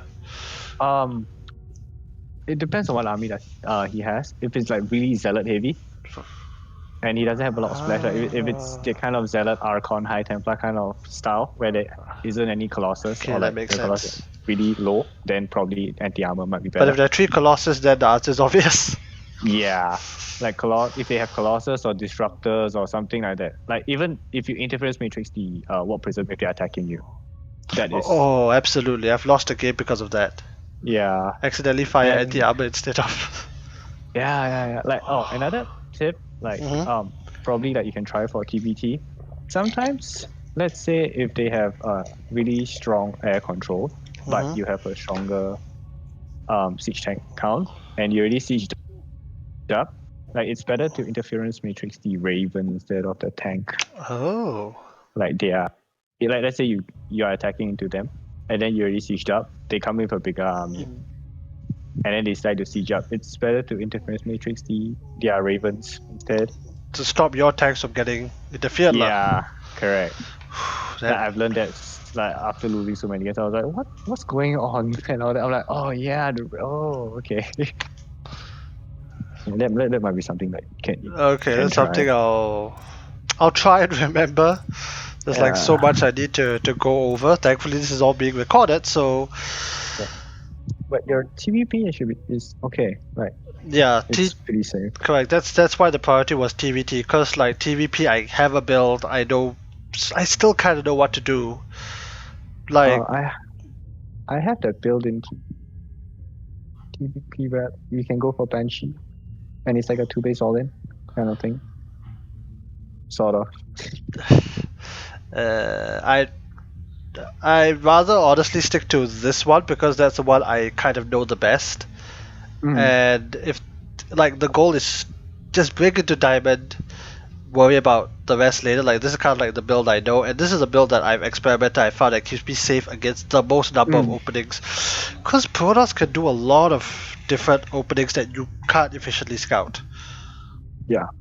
Normally I do like this is what Dark Void told me while casting, which is that the first scout is SCV, the second is Reaper, the third is Medevac. It's going to be the Widow by drop. Yep. More or less. And then after that, you will kind of know enough of what you need. If you can survive that phase against Blink, against Immortal All In Charge or whatever, then you should be fine. You should be going to the mid game strong. With a little bit of lead and all that. Yeah. Yeah, that's like the safest macro build to go for. Like And there are some Terrans that they actually like to go one Cyclone before getting their Siege Tank out. To stop against Oracle play. somebody told, I can't remember who, one of the other Terrans I casted with told me that. If he builds a Stalker, you can be sure that there is no Stargate. Yeah. That was what I realized too. The Cyclone one I'm a bit, because the Cyclone also requires a bit more micro, whereas the tank is you put it there, you siege it up, it kind of does its job. Yeah. Okay, so that's TVP. I only actually have one TVZ game, and I don't know how much we'll be able to learn from it. I mean, I got a few lah, but a few is against my friends who I went for different builds. You could do the one that you actually find most comfortable, the one that you... Yeah, the problem with that game is that I kind of died, and I've already adjusted my build. Okay, basically, I'm trying to hold on. Let me find the stupid. Okay, I found it. Freaking golden wall. Oh yeah, that map. Oh. I actually like golden wall in TVZ because not only do I have a build to take care of Zerg in general, but I've got a specific golden wall build which is attack from the south. Oh yeah, and you slowly creep up to the north. I've been doing that, but I think Zergs are getting smarter. Yeah. Like if they see me starting to siege their main, they just like start building their spawning pools to the north and stuff, and I'm like, oh, okay, right. Well, they're gonna have to learn how to adapt for another season. Uh, And I mean, Golden Wall is actually a fairly entertaining map to watch at least, because weird but legit stuff happens. It's a very big map though. It's a very big map, but to access the south, you have to work for it. We would normally take the south as my third base, Yeah, same. and then my fourth would be like here. On the other side of the Golden Wall. Yeah, because I don't really need the gas. Okay. Because you should have 6 gas running nicely, and that's all you need as a Terran. Okay, so the build I generally go for in TVZ is still the 2-1-1 build. Hey, alright. Simply because that's the first actual StarCraft build I learned ever, and I still think it's pretty viable. And it's very easy to follow. It's like, oh, you get this, you get this, you get stem, you get this, you do a medevac drop.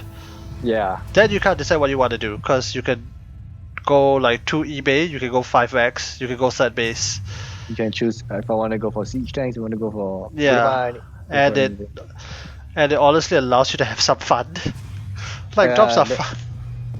You get like heavy on the marines, and then like you can be like Beyond. You could try to be like Beyond. That's what I mean 2-1-1. I think you've casted my game when I did 2-1-1. Did it? I'm not sure. Like I still like going 2-1-1, but I've The been told game I explicitly. remember I casted from you is when Nameless didn't scout and you went Hellion Banshee. And he Right. completely missed out the Banshee and was completely unprepared for that angle and took so much economic damage that what happened later didn't matter. Oh yeah, that's another TBC, but I do. The only I other like. one I remember was in the Singapore SC2 online where you did scout I think against Lobo and he just cheesed you. Yeah, that kind of That happens on a very happened. constant basis. Yeah. Like I get cheesed Yes. out by neutrals a lot of times already. To be fair, Neutral's cheese is pretty good that he took down Ranger. I mean, like the thing was that Ranger explicitly told me before the game, like neutrals is gonna cheese you. Alright, you haven't been playing with them, but they know what kind of player you are. They have built specifically made to take you out. Cause you don't. So you just it's like they know that you don't sell. So whatever you do, just blindly build this, go for it. And I'm like, nah, I don't think so. Yeah. Yes. Die. But okay, so in this particular game, okay, so the one variation I want to do it to 2-1-1, coming back to this game, is Yeah. I wonder whether it's worthwhile to like get a bunker. Because I noticed that 2-1-1 is vulnerable if they hit you before the marine count is high enough to defend with links. Because if I'm getting Tech Lab and Reactor, then my marine count is very staggered for a substantial period of time. I think you can slow down the factory and starport to get the bunker up and not stagger the marine count. Yeah. But I think it will still be okay because like effectively like based on the meta right now, it's really hard to straight out kill your Zerg opponent compared to before when you go for 2-1-1, and it sort of becomes the kind of hit squad where you could try to contain the creep spread and all that. Yeah. So I Kill a think it's few okay if you drones. delay it by like 30 seconds when like you can hit at 4:30, but if you hit at 5 minutes, it's still okay. Yeah, like right now I only have one marine, 3 are in production, and this happens. And then like a follow-up link float or even a roach push would just be like pretty bad. I say like as of now, like bunkers would be really nice. Like, Ye- I would my 2-1-1 I staggered it a bit. Like I delay my start. Yeah, it kind of becomes like that ZV, no, the TVP build where you always go bunker because you're scared of it. Because you're generally scared of adepts. Yeah, it's just always the stupid depot. Like or you could just pull all your SCVs in the beginning. Like it's okay to overreact. Then die. Yes, I'm aware. Like you can just I overreact. I pull like all my SCVs to defend and still my marines survive. It's okay. I mean, at this point, nothing really. It's yeah. So just add the bunker 2-1-1, then 5 racks, tags. Against Zerg, I don't know. I still feel that tags are a bit better against Zerg because the Link Banes do take a lot of damage from the siege tank splash, and then if they go roaches, tanks are good anyway, rather than mines. But if you're on creep, then that's gonna be an issue. Like some maps have very good siege tank spots, then yeah, I would say like marine tank is still like probably could be the way to go. But if it's like very big open areas, then probably widow mines would be better. Cover more ground. Yeah. But widow mines are also a little bit of hit and miss, right? Because it kind of depends on whether the Zerg like sends one link, or worse still they go roaches. Yeah, if they go roaches, then obviously like you should go. Yeah, then tanks and like a mix of medevacs and like liberators. Because I feel that liberators, especially, okay, if the push is successful, I should be close enough to the enemy base that queens become a factor. Then the liberators will deal with that no problem. So yeah, like this game was supposed to be 2-1-1, but after the disastrous non-bunker opening, I'm like, okay, I gotta get some damage done. I've got some Hellions. Let me do what I can, but I'm way behind. Yeah, you really like that should be like a very big timing attack or something like that. Yeah, but everything died, so Probably like Hellbats, Hellbat Marine. Ooh, should have gotten the armor, yeah. But yeah. yeah. Like I once, that's the thing about 2-1-1. Like it's really hard to get a lead compared to before because like Zerg players they know what to. They figured it out, like it's a very old build, I Yeah. know. It still worked. Like I managed to catch Nameless off guard, and it's very map dependent. I would say. Like, at the point in time there was a Nightshade. Yeah. Nightshade was okayish for 2-1-1. First you could like drop the main and then drop the third. You could just bounce up and down. I tend to veto like Pillars of Gold, by the way, simply because no, not Pillars of Gold. I said Gold because it's like too big. I haven't tried. Like I don't know why Ladder hasn't given me that. I didn't even veto it yet. Maybe the Zergs and the Protosses and the others are veto shit. I don't really veto any maps on Ladder. It's like, just try. Yeah. Because there's a general saying where it's like if you're bronze, silver, gold, it's more of like figuring out how the game works. Once you're in plat, it's having a very basic build order. Then from plat to diamond, it's like getting that build order down with sufficient like non-stop mechanics wise, like macro, non-stop, and all that. Yeah. And then masters is like that point where it's like the strategic part comes into play. Because like just pure heavy non-stop production and all that. I mean, provided like you don't Throw do away sometimes RB. like, yeah, like sometimes that's what Move I command. do. Yeah, that's for sure. So that's one of the things that should take note of. Should we? I mean, apart from harassment, like when there's an army move out, should we ever move command? Isn't it better to just like a move in case they run into something bad? Yeah, I always aim move. Unless it's like those kind of drops where I'm gonna go for a drop, then probably I would like just right click. Yeah, cause harassment sometimes you want like avoid the army and attempt to go for middle lines, but if it's like main army move out for all of the races, it's like just a move it. Yeah. I don't usually like right click. No, I don't think it's a good idea to just right click across the map. So quite like a move across the map. That is better. It's definitely better. Okay, well, I think that's more or less all for this session. Like those are the builds that I will be trying to practice over the next week. I was actually kind of hoping if we could try to do this like next week, because by next week I would have taken this information and tried to apply it, and then we'll see what the actual results are, and hopefully in maybe just 2 or 3 weeks I'll be able to like get to diamond. I believe you can. Yeah. I think it's almost it's from the replays that I've seen, most of the time it's more of the production that is halted for a while. Yeah. Like your builds are really like safe.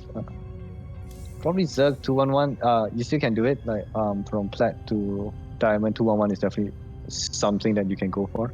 Yeah. Just throwing down the bunker might make a lot of difference. TVP wise, yeah, it's all pretty good. TVT, yeah, that one need to learn. Yeah, probably can try the way that what you did was for constant production of units, buildings, and all that. But yeah. Yeah, I'll definitely try and play with the mindset of like I want to get a tree base economy ASAP, and then by production it's gonna just outproduce you no matter whatever you do. I'm always gonna be more, that kind of thing. Okay, I'll try that out. I mean, I tend to play like at least 3 to 5 ladder games per day because there's a few other things I also. I mean, life is busy lah, so. Okay, so I think again, thanks for coming on. Anything else you want to add? If not, I'm somewhat done. Yeah, I'm okay with it also. Like, there's nothing much. Yeah. But yeah. I gotta thank you for like doing so much for the entire Southeast Asia scene. Like the cast, the Aldai, like SC2 Online, all that. Yeah, I plan to do slightly a bit more of that. I mean, Aldai will be there. So thanks for the thanks. I'm putting your Yeah. stream up, so if anyone watching now or in future on YouTube, go and check out twitch.tv/sc2claire. Give him a follow. It's free. Just press the button. Like, these things help people. Like, they really do. I've spoken to Skoga. They do ask. Like, if we ever talk to sponsors or organizations, they do ask, oh, how many people tune in? How many followers do you have? If Yeah. you ask your followers to do this, how many of them do this in return? That shit is real, man. Yeah, definitely. It's irritating, but it's real. And I understand that. Numbers show. Yeah, and I understand their point of view. Like, they also need to justify to other people why they should, help out this person or do this or do that. So yes, do check out SC2 Claire and his nice shirt. Yeah, profile picture you got that ducklings, nice and prominent.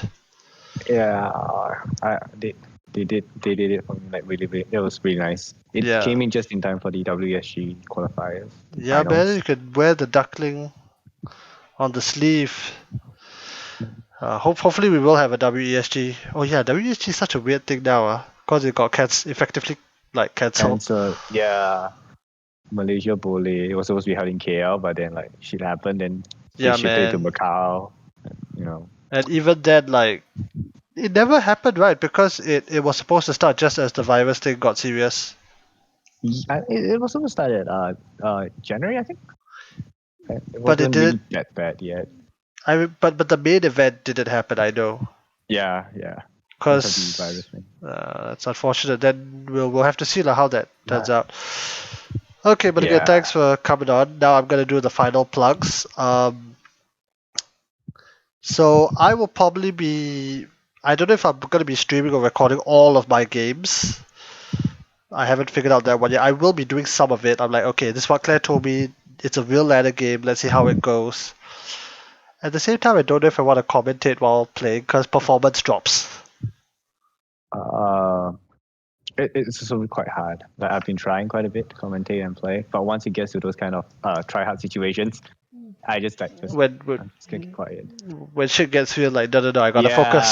Yeah. I'm like okay. Nope, no. I'm not gonna say anything. Like if everything's In a twist of irony, I actually think it might help in early game because you actually say out loud what you're gonna do. yeah. So I was But like, all right, this game I'm gonna go for banshees and all that. So banshees are like then when you're playing, you're like, all right, I'm gonna go for banshees. but that creates the double-edged sword. Like you go for Banshee, then you suddenly scout that they're going for mutas, and then your brain is still telling you Banshees. I don't think that I mean like if I was scout, I can say okay, so he's going this. So I don't think banshees is a good idea. And you Mm, need to do yeah, that. but I mean the build that I'm going in TVT doesn't really change. It keeps me kind of safe from everything, I would say. And the one that you're doing right now also should keep you safe from like any other thing. Like Yeah, if it it comes to banshees, your ravens would just correct. That's actually what I was. Yeah, actually that's what I was kind of looking for. Like 2-1-1, you could if you set up the infrastructure properly, you can tack it to whatever you need. The TVP build, same thing. It is literally the safest build yeah. out there. TVT is the one I was looking for, like the safe build, because I didn't know what it was. The one that you're doing is actually kind of safe. Like opening one, expand, starport, raven, siege tanks. That's like the safer way to go. Yeah, but I wanted to like pin it down because I knew there were corners that were lacking. Um, okay, so but that's it for the coaching session, more or less. What is Yeah. happening next is Tuesday. I'm doing viewer submitted replays. So if anyone out there wants to just come and cast games normally from other people, you're welcome to come on. I'm doing that more for like it has occurred to me that there are people that want to just try casting the games as they are, and it gives them the opportunity. It's also just a good chance for like the various people to just for StarCraft people to hang out, you know, because Hmm. sometimes just laddering all the time can be a bit lonely. That's me in a nutshell. Yeah, but you got like Ranger and Neutrals and a few others to like hang Actually, out and like um like I haven't told anyone, but the only Malaysian player that I actually talked to is actually Ranger. And fun fact, we both have the same last name. Yeah. Kian. Huh? Yeah. Our Oh surname. yeah, okay. Yeah, we both have the same last name, and yeah. So he's the only Malaysian player that I talk to on a very constant basis. The rest of them, like, not really. I see, I see. I mean, I'm trying to create that for like the Singapore side and whoever else wants to come along. Of Yeah. course, you qualify like there's me, Crescent, Dark Void, Nameless, who are kind of Yeah. consistent. But you always need like that strong, consistent core people to then get like the few others. Like Ding comes on sometimes. Johan is now joining the fold. Leo Russia was discovered through weird. Did I tell you how I found Leo Russia? No.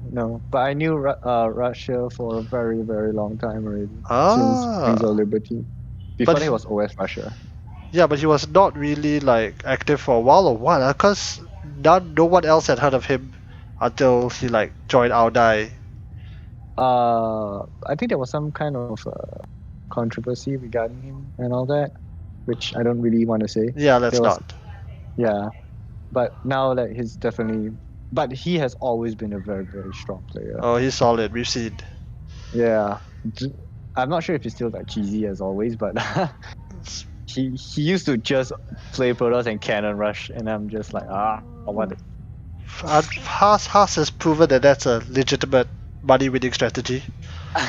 Yeah, but being on the receiving end is definitely not one thing. Oh no, Especially when you're playing Zerg. Cyril was not happy.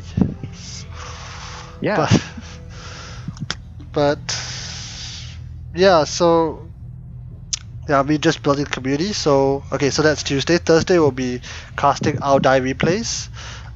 You're welcome to join anytime, and of course, next Saturday. No. After that, it's gonna be Friday where I do my arcade session. Try to explore a bit more to StarCraft 2. Promote the other content, and I always feel that arcade is kind of being left out. Like a lot of people could get into StarCraft just to play arcade. That's fine. It contributes to the numbers. It allows cross pollination, so to speak. I mean, some people do get bored on the ladder. They want to do like direct strike to play out. that is actually quite fun actually. Direct strike. The viewer submitted replays. I'm allowing direct strike replays. But I don't know when I'm gonna cast them because I need to get direct strike people to help me with that. Would you be interested in casting a 50-minute direct strike game? Is it at It was 50 minutes. Okay, I first. played one. Okay, so the thing is that the two parts is that I would need to have somebody who knows direct strike to help me co-cast, and if the game is if it's set in, I'll cast it, but I'll need to get co-casters for that because I can't cast direct strike because I don't know it well enough. Oh yeah. It's a knowledge problem rather than an interest problem. I don't even know anything about direct strike. We were just going Banes. Sagara mass Banes. 3 players mass Banes. Oh, it's direct strike co-op commanders. Because I know there's like the direct strike normal and then the direct strike co-op commanders. I see. We opened the commanders one. I will get. I know people who are quite direct strike people, so like, okay, y'all come, explain to me what on Some of earth them is. are really, really, really good. It's got its own like mini meta and everything. Yeah. So weird. So aside from the arcade series on Friday, it's gonna be the Audai weekly, every Saturday at 8 p.m. No, 9 p.m. KST. If you're from Southeast Asia, do consider just playing. Oh right, I'll be joining up the next one, and I'll die, and then I'll respawn as caster. Hopefully, if I can, I might join. Yeah, I tell people, look, just join. Doesn't matter if you get destroyed. At least you kind of like know who is who in the Southeast Asian scene. Actually playing against different players and like different level, you actually learn a lot. For me, I find it's better to lose than win. If you win, you don't learn anything. If you lose, you learn something. I've gotten Ooply twice. That's all I'll say. I've gotten Nameless and the Audai, the one that happened yesterday, I think. I saw the score. Huh? I saw the score. Yes. Last week I played that Imperial. This week I still played him. Like, what? Is it this kind of thing where I have to play Singaporean Zerg players all the time? Before that was Eh, Nameless, now it's Dark Imperial. What's next? Chocolate? Chocolate doesn't really join out either. Um, yeah. I mean, I Oh, hit him on okay lah. MSO. Only got Dark and Pure and Nameless. I got which other Zerg players are there from Singapore? No, I don't think there is anymore. I mean, Yeah, Singapore is better known for their Protoss now. Say like Lobo at that point in time, Lobo Bliss, Sai. yeah. Those three are always there. Yeah. Okay, but that's our die. That's what I do. And Plan, since you're here, a bit of a preview. I am really considering doing another Singapore SC2 online. Sweet. The general timeline for that is the first week of July, but I'm gonna organize it slightly differently to have like stretch goals.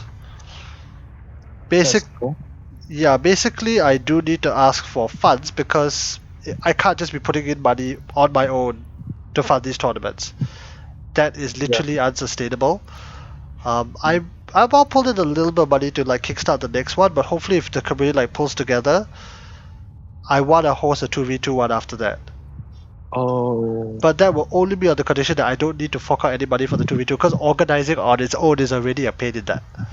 Yeah. And furthermore, like I'm planning to like go back to school, so I don't really have like income per se. Ah. But since you're here, you've got the heads up. It's probably going to be like the first or second week of July, like a Saturday afternoon, so it doesn't clash with our die. What was that before all that? Yeah, it will Yeah. clash with the cracking ducklings thing, but too bad. Hmm. I don't know what to say. This is a little bit You okay. you decide lah. Yeah. The Singapore SC2 online number 4 will probably be just Singaporeans, but the 2v2 one I will probably open it up to the wider region. Hmm. Cause it makes more sense that if you have like friends across borders. 2v2 it's Yeah. team game. It's about the team. Okay, well that's enough. We've been here for quite a while. Thank you a lot for coming on. Hmm. Good. Again, for anyone still here, do go and check out Claire. We'll probably be back with this series next week. And the rest of the things I already mentioned. Alright, ending the Okay. stream in 3, 2,